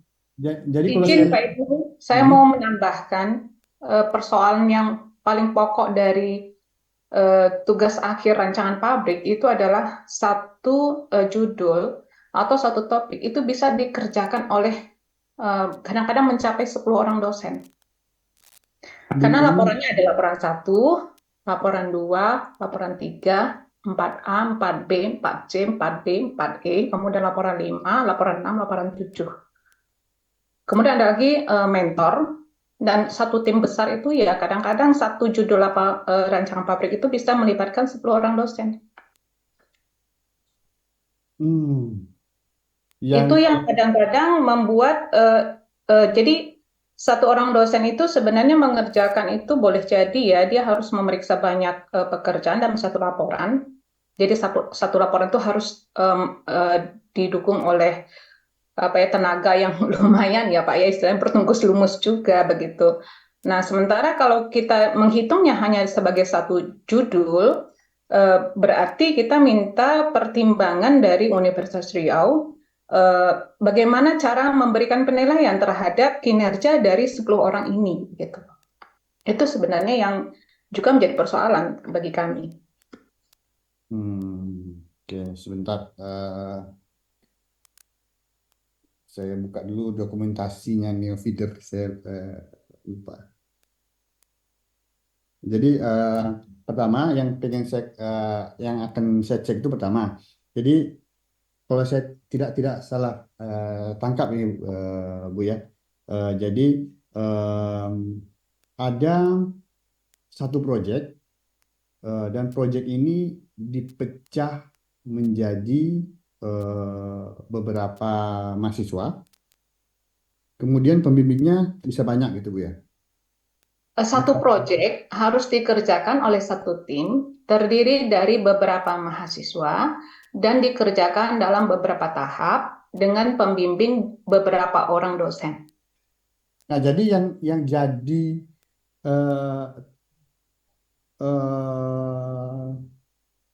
tugas akhir mahasiswa itu pertama nih, apakah tugas akhir mahasiswa itu dikerjakan secara berkelompok? Betul, jadi ini tugas akhir sesuai dengan seruan Menteri untuk lulusan tingkat sarjana itu lebih menekankan kepada desain misalnya untuk bidang-bidang tertentu. Nah memang yang dihasilkan itu bukan desain dalam arti real, tetapi memang desain dalam arti sebuah konsep atau bukan konsep juga ya Pak ya, namanya sebuah desain yang bisa menjadi tolok ukur suatu pekerjaan itu bisa dikerjakan atau tidak begitu. Jadi disebutnya sebenarnya pradesain begitu dalam pandangan bidang ilmu teknik kimia. Nah yang kami kerjakan itu kerjanya tuh kerja boleh dikatakan keroyokan gitu ya, karena memang kalau dikerjakan oleh satu orang pun dia membutuhkan banyak keahlian begitu. Keahlian yang harus diberikan kepada mahasiswa dan harus menopang desain-desain tersebut gitu. Misalnya ada bagian tertentu dari pabrik yang belum tentu satu orang itu punya keahlian di situ dan dia akan memberikan kepada dosen yang lain. Jadi koordinator akan memberikan kepada dosen yang lain. Itu Pak Ibnu. Jadi kami memang kami minta tolong lewat Pak Ibnu supaya kami bisa punya kejelasan yang lebih gitu ya di dalam mengerjakan tugas akhir ini. Baik Bu Nati, saya akan coba pelajari.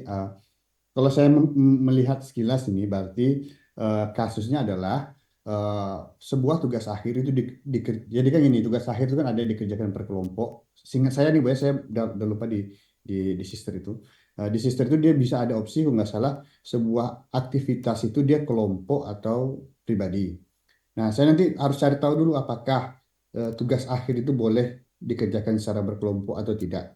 Ini kaitannya dengan pelaporan. Jadi pelaporan di Dikti itu kita harus mengikuti apa persyaratan dari aplikasi feeder itu. Jadi kalau misalnya dia boleh dikerjakan per kelompok, nanti bentuk laporannya seperti apa, nanti kita akan coba pelajari dulu ya, karena ini kasusnya agak unik seperti itu.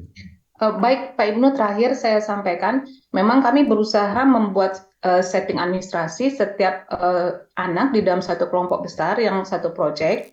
Dia akan fokus pada satu desain alat utama namanya Pak. Itu juga sebenarnya dari sisi administrasi kami sudah berusaha juga memenuhi sesuai dengan arahan dari sister. Demikian Pak Ibnu, terima kasih banyak atas perhatian Pak Ibnu. Terima kasih Ibu Sri. Baik, terima kasih Bu Sri Helianti. Baik, Pak Ibnu, ini masih ada beberapa pertanyaan di chat. Ada Pak, oh ini ada yang raise hand Pak. Oh ya, silakan Bu Sonika ya. Ini ya, Pak Sonika ya. Sonika. Pak, Pagi Kita tadi bergabung bertanya, nih. Pak Ibnu, selamat siang, tapi kurang puas atas jawabannya. Oh ya, silakan. Jadi mohon maaf Pak Ibnu, kami ini semua termasuk gaptek juga nih. Pertama, saya dosen luar biasa lah ya, tapi ya punya SK mengajar. Tadi saya sudah masuk ke satu Unri Pak, sudah masuk. Coba cek, kalau saya ingin memberi nilai ke mahasiswa Buddha, saya mencari-cari terus nih di mana untuk memasukkan penilaian. Kalau di portal kan sudah biasa Pak. Jadi tadi kan Bapak ada menjawab sekilas kalau dosen LB kan belum bisa ya Pak ya.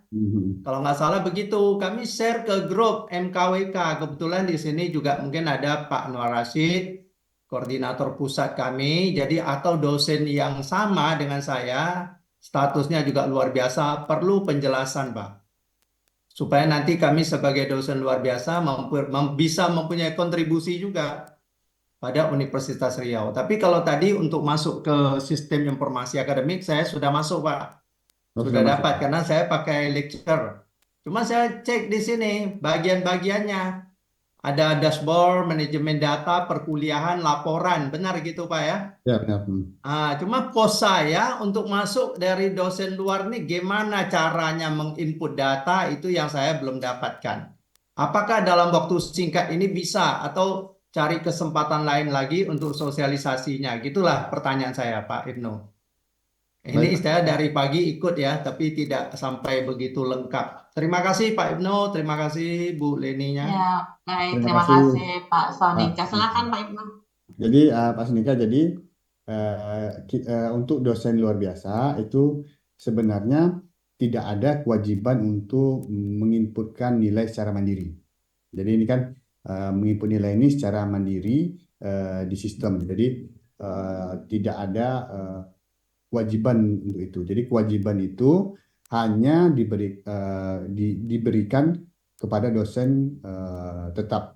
Jadi contohnya misalnya saya, karena saya dosen tetap, saya harus inputkan nilai itu sendiri. Saya nggak bisa minta tolong ke Tendik untuk inputkan. Karena nilai itu adalah menjadi tanggung jawab saya. Nah, sedangkan bagi dosen luar biasa itu diberikan privilege. Jadi dia bisa memberikan nilai itu kepada Tendik agar Tendik itu bisa menginputkan nilai tersebut ke sistem. Seperti itu, Pak. Pertanyaan kan nanti memperhatikan Tendik. Makanya selama ini Pak, mohon maaf kami kan menggunakan portal. Kemarin aja sedikit perubahan di portal itu dosen MKWK sibuk semua Pak. Karena di sini ada ratusan loh dosen MKWK itu dosen saya bilang dosen luar lah gitu istilahnya ya. Apakah yang tadi yang Bapak katakan ini modelnya MKWK nantinya dosen MKWK maksud saya ke manual kembali? Karena ini sistem model portalnya kan nggak ada lagi kan, sudah berganti kan satu Unri Pak. Betul. Nah otomatis kami yang dosen luar ini kan nanti kembali ke manual. Jadi nggak ada lagi isian ke digital gitu. Biasanya kan mudah membantu akademik kita juga. Oke. Gitu Pak. Baik, nanti saya coba diskusikan Pak. Jadi kalau selama ini Bapak sudah punya akun portal, itu Bapak otomatis bisa masuk ke satu Unri. Jadi mungkin saya nanti akan diskusikan ke LPPMP dan Bu Desi apa jalan terbaiknya untuk ini. Jadi apa kalau misalnya bisa mengisikan langsung, nanti Bapak bisa langsung migrasi akunnya kalau udah punya akun sebelumnya. Saya sudah punya akun dan tadi saya katakan saya sudah masuk Pak. Dia sudah ucapkan selamat datang di satu Unri. Cuma maksud saya pilihan kalau saya dosen ini memilih ingin menambah atau memasukkan nilai mahasiswa itu ada nggak di situ Pak? Itu aja pertanyaan saya. Kalau Bapak sudah di-assign sebagai pengampu, itu artinya bisa Pak. Jadi misalnya Bapak kan sudah... kan itu aja pertanyaan saya. Bisa itu di mana? Itu aja yang saya tanya tadi. Kalau Bapak mengatakan tidak bisa, berarti saya nggak bisa masuk. Gitu maksud saya Pak. Ya, di menu perkuliahan itu ada manajemen kelas Pak. Di menu situ. Oke, jadi di sini saya pilih mahasiswa Pak ya? Bukan, di perkuliahan. perkuliahan di sini manajemen kelas sudah. Ya, gitu. Saya sudah masuk. Lalu saya pilih kelas saya begitu Pak ya, agama Ya. Buddha misalnya. Ya, betul. Oke, lalu saya cek di sini ada mahasiswanya, langsung saya isi nilai gitu aja Pak ya. Ya, seperti itu Pak, benar. Oke, cukup. Saya di sini ada 8 kelas Pak yang sekarang muncul. Oke. Nah, gitu ya Pak ya. Jadi berarti bisa kan? Ya, bisa Pak, bisa. Nah, Jadi oke, secara sistem itu bisa. aja. Jadi secara sistem dia memang bisa untuk dosen luar itu menginputkan selama dia diberikan account. Seperti itu, Pak. Iya itu aja pertanyaan saya tadi Pak. Mungkin nanti kalau kurang kan bisa saya konsultasikan kembali. Ya. Yang Ya, penting saya sudah masuk di sistem namanya. Jadi aman pertama sudah ada gitu ya. Itu aja Iya. Pak Ibnu. Ya, Terima terima Nanti kasih bisa Pak melalui Ibnu. helpdesk ya Pak ya, Pak Ibnu. Kalau ada pertanyaan Ya, bisa kalau ada melalui pertanyaan helpdesk bisa nanti melalui kan helpdesk juga, Pak. tidak langsung dengan Pak Ibnu Oke, juga. benar. Oke, terima kasih sesuai petunjuknya Bu. Selamat siang. Ya, baik. Selamat siang Pak Sonika. Baik Pak Ibnu, masih ada beberapa pertanyaan lagi Pak di chat Pak. Ini saya bacakan dulu nih dari Bapak M. Rahmat. Assalamualaikum Pak Ibnu, izin bertanya. Satu, apakah aplikasi lain seperti portal akademik, LMS, Selasi akan di-off-kan dengan adanya aplikasi Satu Unri? Yang kedua, apakah Satu Unri ini dapat digunakan untuk LMS perkuliahan? Jika iya, semoga bisa lebih baik sebab Selasi yang sudah kita gunakan ternyata belum bisa optimal terkait akses tidak stabil dan lambat. Jika ada mahasiswa yang bermasalah dengan akun sulit diberikan solusinya. Akhirnya dosen kembali ke GC. Jika Satu Unri akan dioptimalkan, perlu tim maintenance yang optimal. Sekian, terima kasih. Mau dijawab dulu apa saya kumpulkan lagi Pak? Ini ada beberapa lagi Satu aja pertanyaan. Bu. Yang takut Oh iya, lupa, silakan, kan Pak. umurnya kecil. Silakan Pak. Jadi ya di Satu Unri Bapak Ibu bisa mengisikan materi kuliah. Saya coba share screen ya.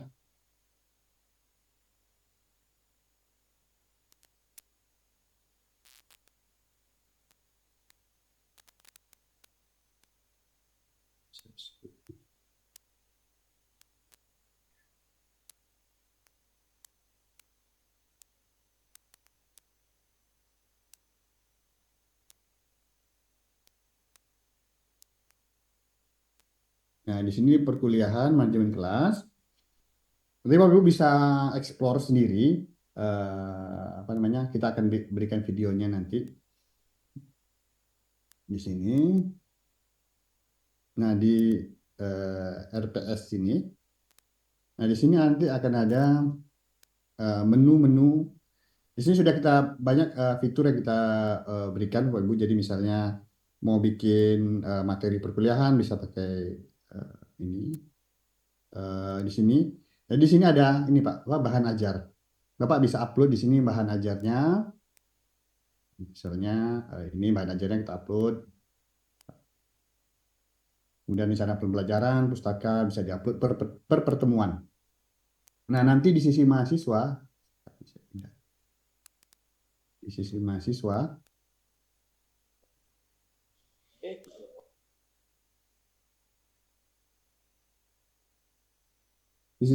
nanti di aplikasinya juga akan muncul itu Pak. Jadi dia bisa melihat apa namanya, kontrak kuliah, RPS, materi yang kita ajarkan.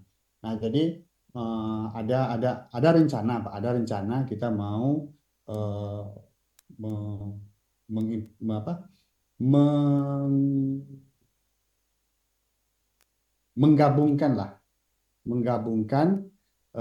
menggabungkan e-learningnya ke aplikasi Satu Unri. Jadi di mahasiswa itu udah tergabung dia Pak. Jadi dalam semester depan ini mungkin itu udah bisa dipakai. Jadi aplikasinya itu mirip kita rancang seperti Google Classroom itu Pak di sisi mahasiswa. Jadi dia bisa tapi fiturnya sederhana, tidak serumit yang di Selasi. Kalau Selasi kan ada kuis, ada interaktif dan segala macam. Kalau yang di Satu Unri masih sederhana seperti Google Classroom, hanya komentar, kemudian upload tugas, upload materi, hanya sebatas itu saja. Jadi tidak sekompleks yang di Selasi. Mungkin seperti itu Pak. Kemudian nomor 2 udah. Ya, mungkin seperti itu, Pak. Ya, baik. Terima kasih Pak Ibnu. Ini tadi ada klarifikasi dari Bu Titan. Prof. Titan klarifikasi saja. Untuk project base itu kan gabungan partisipasi aktif dan project yang totalnya 50% ya. Betul. Terus beliau juga bertanya, ini pertanyaannya, apakah pengisian nilai semester ini sudah harus melalui satu UNRI? Ya. Em,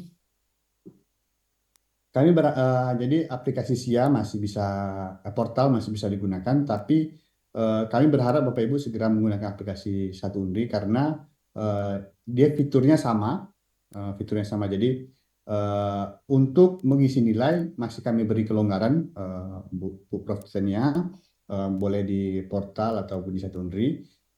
Tapi untuk approval kami berharap semuanya menggunakan aplikasi Satu Unri. Kenapa? Karena kalau kita approve di portal nanti WA-nya nggak kirim Bu ke mahasiswa.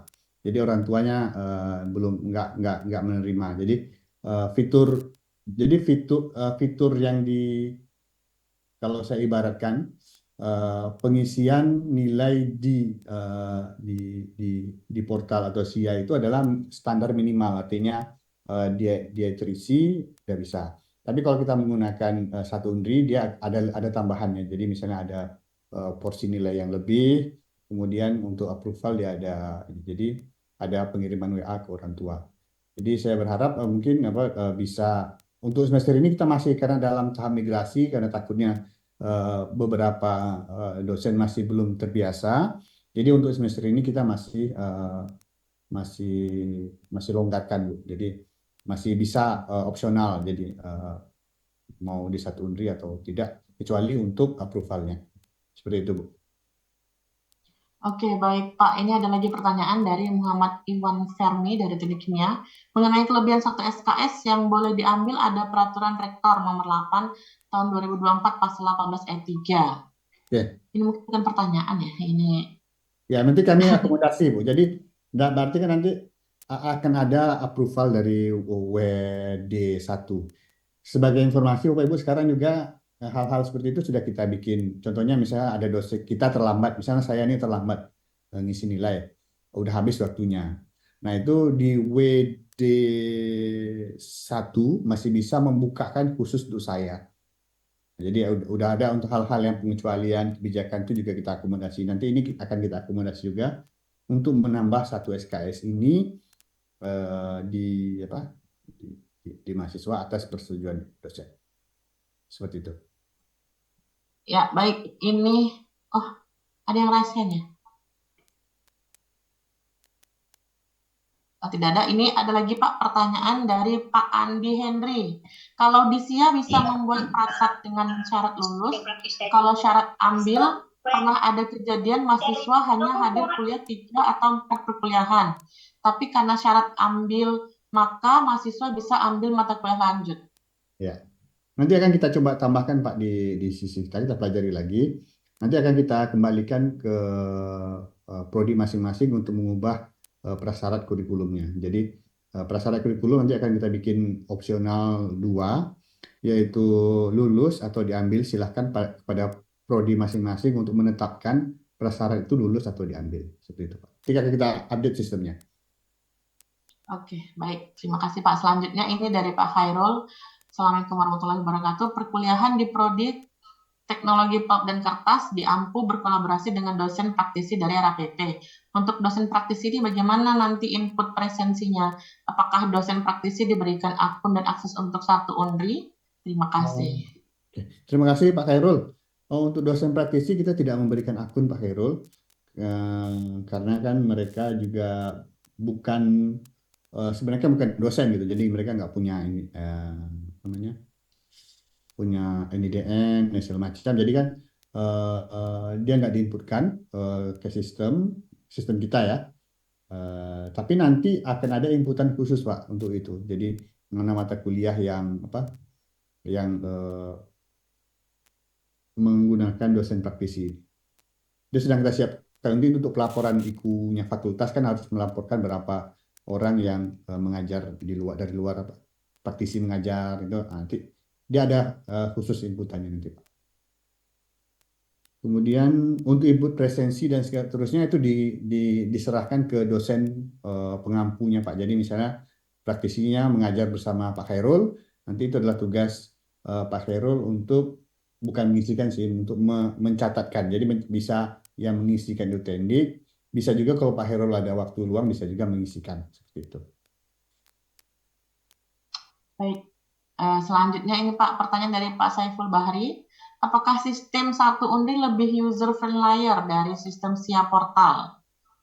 Nah, ini untuk menjawabnya kita mesti ada ujinya Pak. Jadi kita udah rancang dia dengan apa namanya istilahnya itu dengan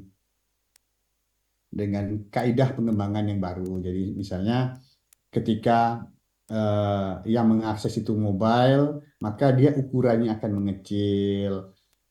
Kita coba ini Pak, kita coba berusaha agar aplikasi ini mempermudah dosen.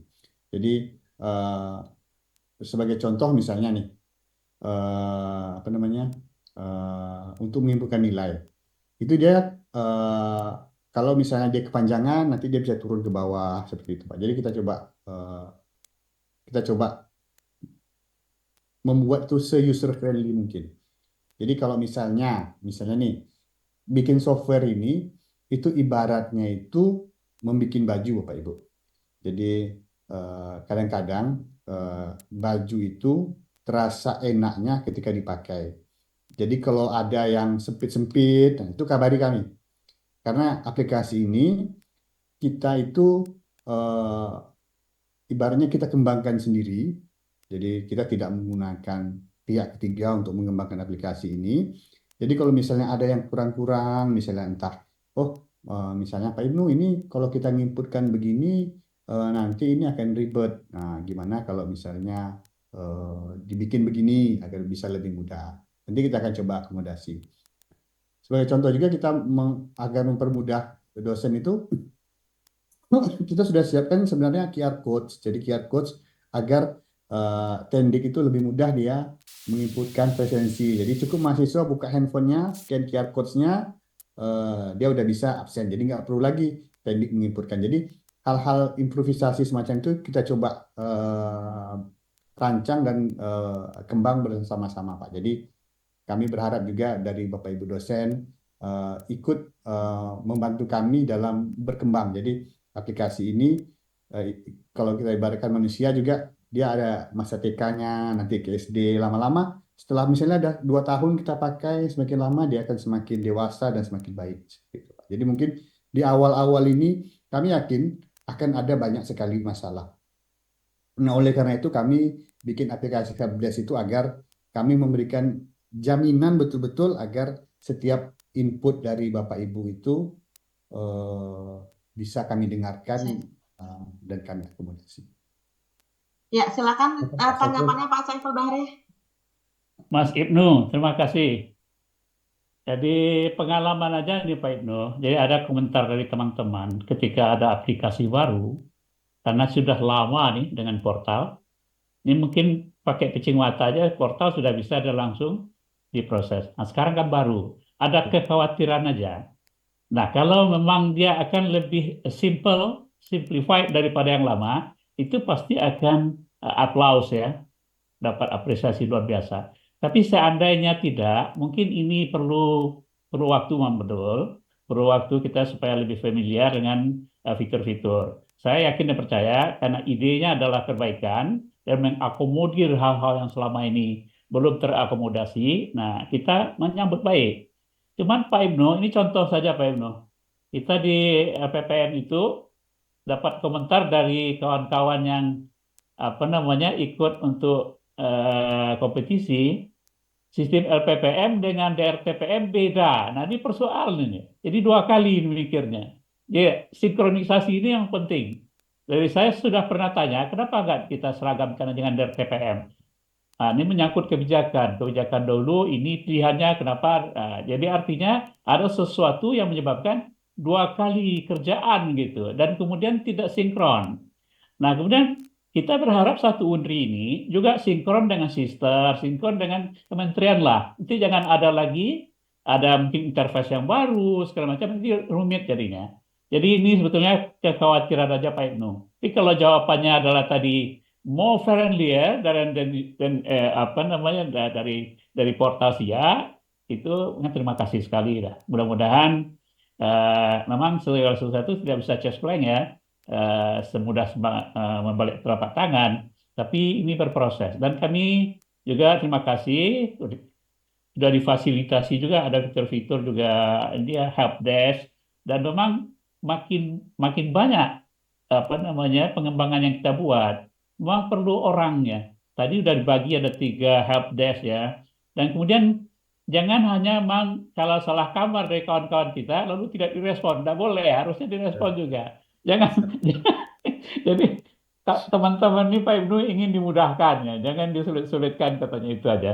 Makasih Pak Ibnu, makasih. Assalamualaikum Mbak Leni juga. Waalaikumsalam. Baik, terima kasih Pak Saiful Bahri. Terima kasih Prof. Baik. Jadi terima kasih atas ininya, apa namanya, sarannya. Jadi semangat satu UNRI itu memang kita ingin menyatukan semuanya, Prof. Jadi aplikasi ini juga sudah kita konekkan ke Sister, dikonekkan ke PD Dikti. Jadi sebagai contoh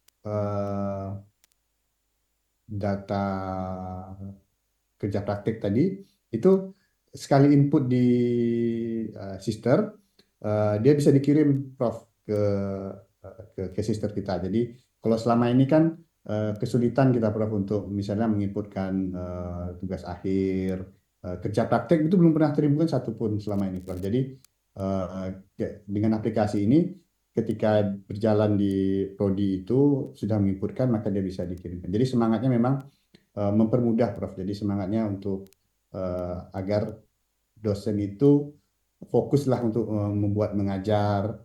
Itu memang semangatnya Prof. Jadi kami memang betul-betul mohon supportnya, bantuannya dari teman-teman semua agar bisa membantu kami lebih baik. Terima kasih Prof. Baik, terima kasih Pak Saiful Bahri atas pertanyaannya dan tanggapannya. Baik, ini Pak Ibnu masih ada 2 pertanyaan. Yang pertama itu dari Muhammad Salahuddin. Di vokasi jumlah SKS yang sudah diblok per semester, bagaimana dengan batasan jumlah mata kuliah yang ada? Di vokasi jumlah SKS-nya diblok. SKS-nya diblok per semester. Bagaimana dengan batas? Maksudnya langsung dijatah itu Pak Ibnu. Oh, Misalnya maksudnya 19 paket SKS, ya? iya. Paket. Ya paket ya, paket ya.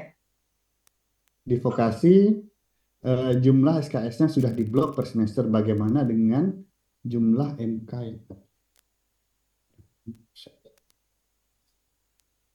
Mungkin Pak Saludi saya kurang paham maksud pertanyaannya. Dengan batasan ini maksudnya gimana? Batasan jumlah MK yang ada.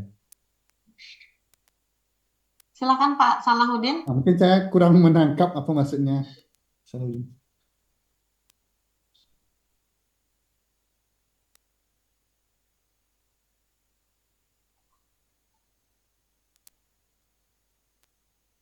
Bapaknya kemana? Oh, Bapaknya sudah keluar Bapaknya Pak. Kita next aja di pertanyaan selanjutnya ya Bapak. Sudah masuk? Silakan Pak Muhammad Salahuddin, ini bisa dijelaskan terkait pertanyaannya Pak biar lebih jelas.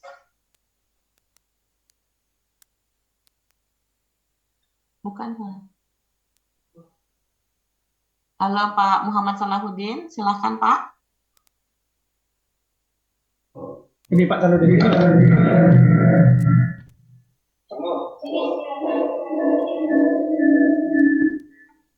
Ya. Silakan Pak. Storing Pak, suaranya Pak. Ini apa Pak Ibnu, kalau kami di vokasi kan per SKS itu sudah 22 SKS per semester. Tadi kan ada penjelasannya kalau IP-nya sekian, SKS-nya sekian.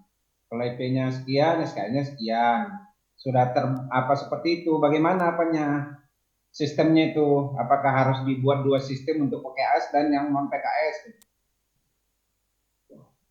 Oke. Eh, nanti ini mungkin kami, Halo? ya Pak, nanti ini mungkin, Halo? halo, ya Pak. Oke, saya sudah menangkap Halo? pertanyaan Pak. Oke, saya sudah menangkap pertanyaannya, berarti, Halo, Pak Ibnu? ya Pak. Ya, Pak Nurdin, kita Pak Ibnu sudah Ya, menangkap Salordin ya. Ini pertanyaan Bapak. apa? Kalau di vokasi kita per semester itu sudah terblok misalnya 22 SKS. Sedangkan di sistem tadi saya lihat yang Bapak jelaskan sesuaikan dengan IPK yang ada. IPK-nya sekian, SKS-nya sekian, IPK sekian, SKS-nya sekian. Kan jadinya agak beda sama kita yang di Bekasi. Bagaimana tuh Pak Ibnu? Memang ada pilihan lain atau enggak? Oke, nanti Pak, kita apa? Kalau sudah diblok seperti itu, nanti yang di mekanisme kurikulumnya akan kita perbarui Pak. Jadi per semester itu harus ditandai blok atau tidak. Nanti kalau dia blok, dia otomatis bisa ngambil seluruh paketnya. Jadi kita akan tambahkan itu Pak untuk mata kuliah blok. Makasih Pak. Ya, itu aja Pak Ibnu. Makasih Pak Ibnu. Ya, baik. Ya, terima kasih Pak Salahuddin. Baik. Selanjutnya Pak, ini dari Bu Yelmida Aziz. Pak Ibnu, saya sudah masuk pertama kali ke satu Unri pakai akun portal. Ketika saya logout, saya coba login.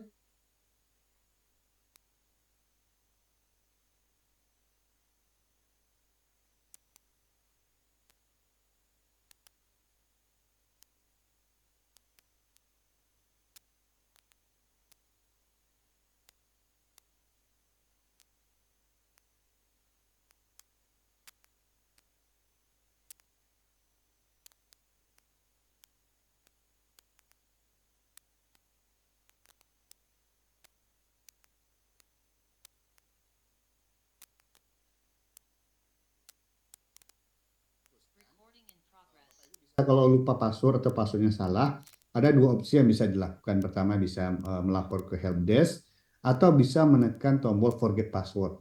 Tapi forget password ini hanya bisa dilakukan dari dalam jaringan Unri. Kita tidak buka forget password ini dari luar. Kenapa? Karena saat ini itu serangan terhadap Unri itu sangat tinggi gitu Pak. Jadi beberapa aplikasi itu sempat down gitu. Jadi baru aplikasi satu Unri ini saya install beberapa jam itu sudah dapat serangan banyak gitu. Jadi makanya kami takut untuk membuka dia forget password di luar. Takutnya misalnya ada akun email Bapak Ibu yang sudah diambil oleh orang luar, terus bisa forget password. Jadi karena kan dosen itu akunnya itu memiliki hak yang agak tinggi gitu, mestinya bisa ada nilai di sana dan segala macam. Jadi Bapak Ibu bisa melakukan forget password di internal Unri atau melalui aplikasi helpdesk seperti itu. Ini maksudnya Pak Ibnu. Jadi kan saya tadi sudah coba masuk di satu Unri, nah, kemudian disuruh dilakukan migrasi mungkin ya oleh sistem. Nah, kemudian saya keluar. Nah, kemudian saya coba login lagi, tapi nggak bisa pakai password tadi. Nah, maksud saya password apa yang harus saya gunakan untuk bisa masuk ke satu Unri lagi? Oh gitu. Ibu pakai email atau tadi Bu? Iya, pakai email. Pakai email ya? Kan lewat, kan saya isi dari HTTPS tadi. Ya, Yelmida kemudian, Aziz ya. Iya. Ya, di sini kemudian saya coba. Ibu saya Yelmida Aziz lagi ini. login pakai apa? Loginnya tadi pakai Yelmida Aziz ini Bu ya? Ya. Atau kalau pertama kali kan kita pakai NIP nih Bu, untuk migrasi kan pertama pakai NIP. Ya, pakai portal tadi, pakai password dari portal. Terus saya sudah masuk di satu Unri. Username-nya NIP atau email? NIP. Nah, kalau di portal saya kemarin NIP. Ya, berarti gini Bu. Jadi alurnya gini. Untuk pertama kali itu Ibu menggunakan NIP. Sebelum migrasi kan pakai NIP. Ya. Nah, setelah migrasi Ibu harus pakai email karena pengenalnya adalah email. Oh gitu. Nah, itu maksud saya masuk pakai apa lagi? Ya, Oke, gue pakai terima kasih ini Pak. aja, Bu. Ya, Bu. Oke, terima kasih. Oke, baik. Terima kasih Bu Ilmida. Ini ada Ya, pertanyaan dari Bu sama-sama Ririn. ini. Silakan Bu Ririn, langsung Bu Ririn. Baik, terima kasih. Pak Ibnu, Halo Ibu Ririn. pertanyaan yang sama sebenarnya Pak.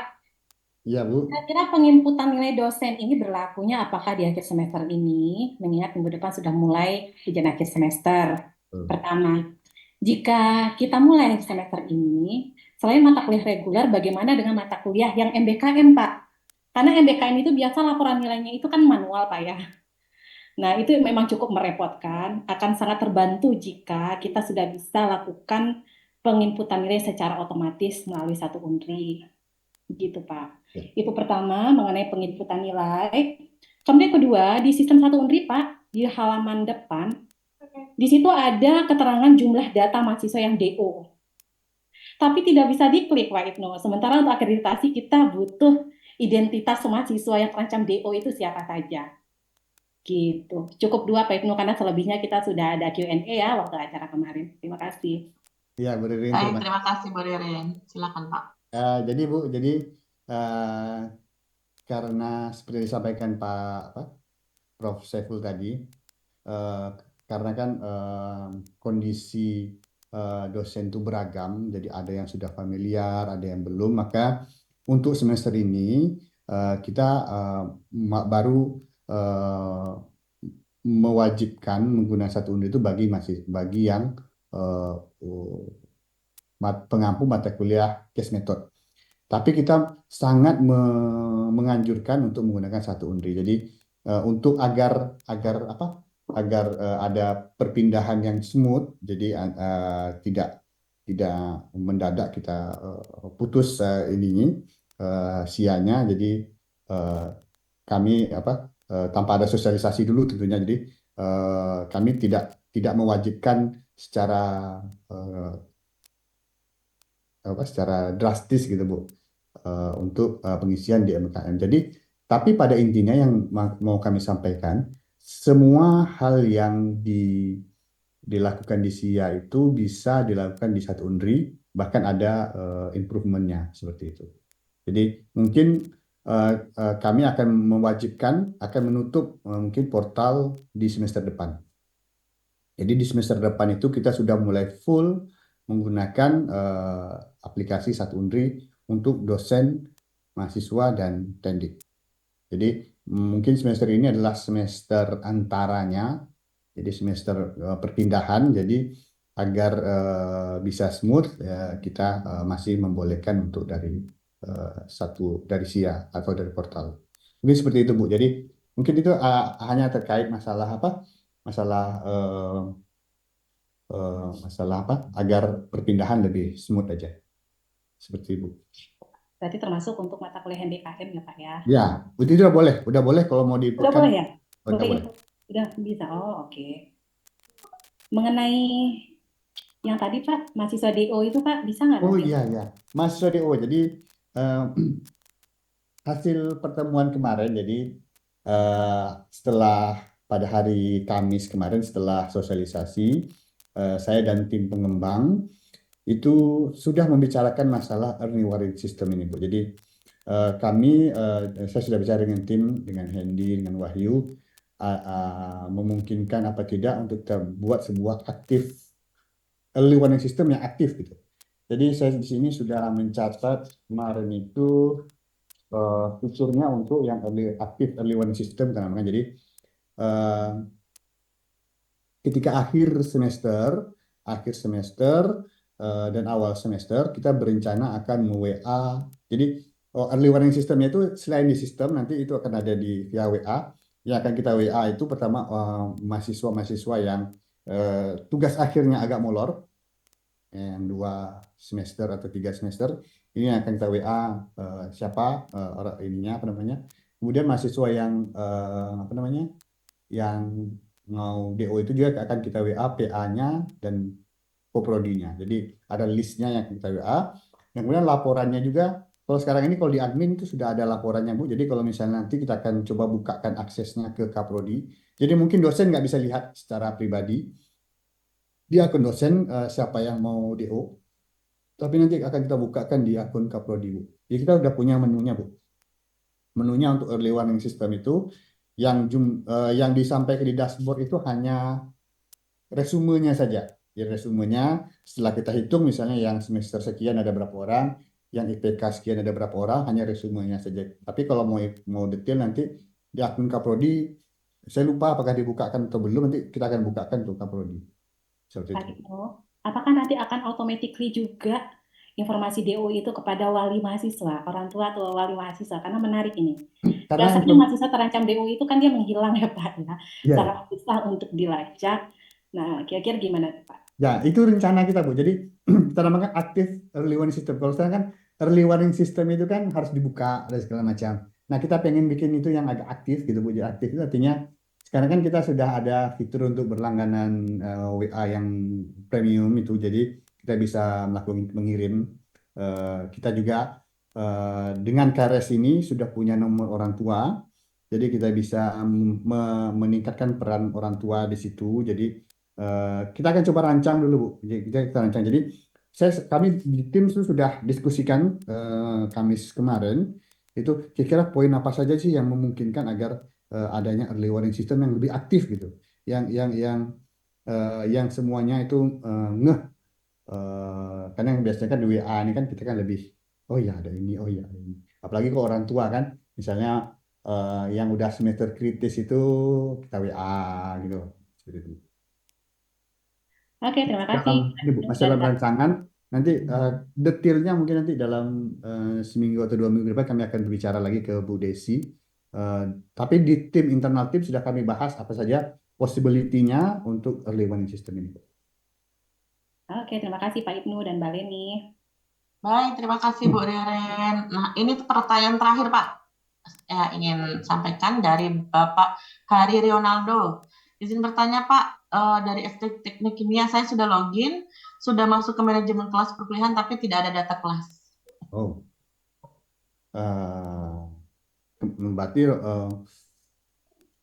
kita harus cek Pak. Jadi takutnya saya masih belum melihat datanya Pak. Apakah di kelas yang Bapak ampu itu udah di set nama Bapak di sana?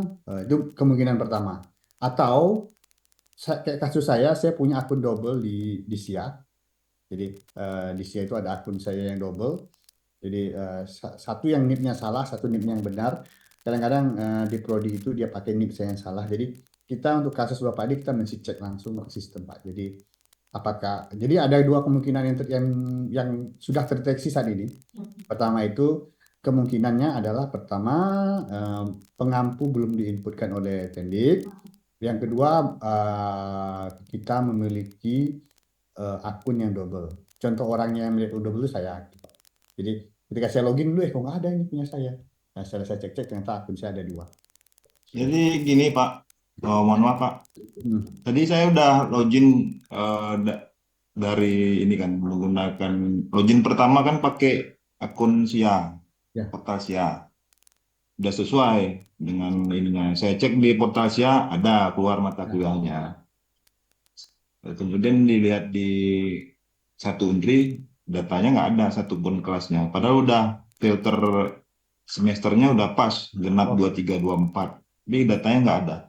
Oke, ini solusinya bagaimana ini Pak? Saya harus bagaimana gitu? Nanti kita cek dulu. Nanti Bapak coba bikin laporan di helpdesk itu. Nanti tim kita akan cek kenapa di NIP Bapak minta mohon kirim aja email NIP kemudian problemnya tadi kenapa nggak muncul, kita akan cek Pak di data kita. Seharusnya itu udah muncul Pak harusnya. Kalau dia tidak ada, biasanya ada kesalahan-kesalahan yang kita harus tracking Pak. Jadi kita nggak tahu apa kesalahannya. Nanti kita akan tracking, kita akan coba cari tahu solusinya Pak. Karena ini harus dicek betul-betul apa permasalahannya Pak. Kalau ngirim ininya kemana Pak? Ke helpdesk dari Pak, helpdesk.undri.ac.id. Oke, terima kasih Pak. Terima kasih Pak Hari. Oke, baik. Terima kasih Pak Hari. Ya, itu tadi pertanyaan terakhir Pak. Untuk Bapak Ibu, kalau misalnya nanti masih ada pertanyaan yang ingin ditanyakan, silahkan mengunjungi helpdesk Undri di helpdesk.undri.ac.id. Nanti akan diakomodir oleh tim dari TIK. Baik, terakhir Pak, ini saya membacakan saran ada dari Pak Endra Kuswoyo. Saran semoga ada workshop khusus per jurusan atau prodi terkait penggunaan aplikasi Satu Unri ini, karena masing-masing prodi memiliki ciri khas tertentu dalam sistem perkuliahannya. Mungkin bisa dipertimbangkan dari wakil dekannya atau dari Kajro atau Kaprodinya. Baik, demikianlah acara workshop kita pada sore hari ini. Terima kasih pada Bapak Ibu dosen yang sudah bergabung. Terima kasih pada Pak Ibnu. Baik, saya selaku MC mohon maaf apabila ada kesalahan. Saya akhiri dengan wabillahi taufiq wal hidayah. Wassalamualaikum warahmatullahi wabarakatuh. Waalaikumsalam. Waalaikumsalam warahmatullahi wabarakatuh. Terima kasih.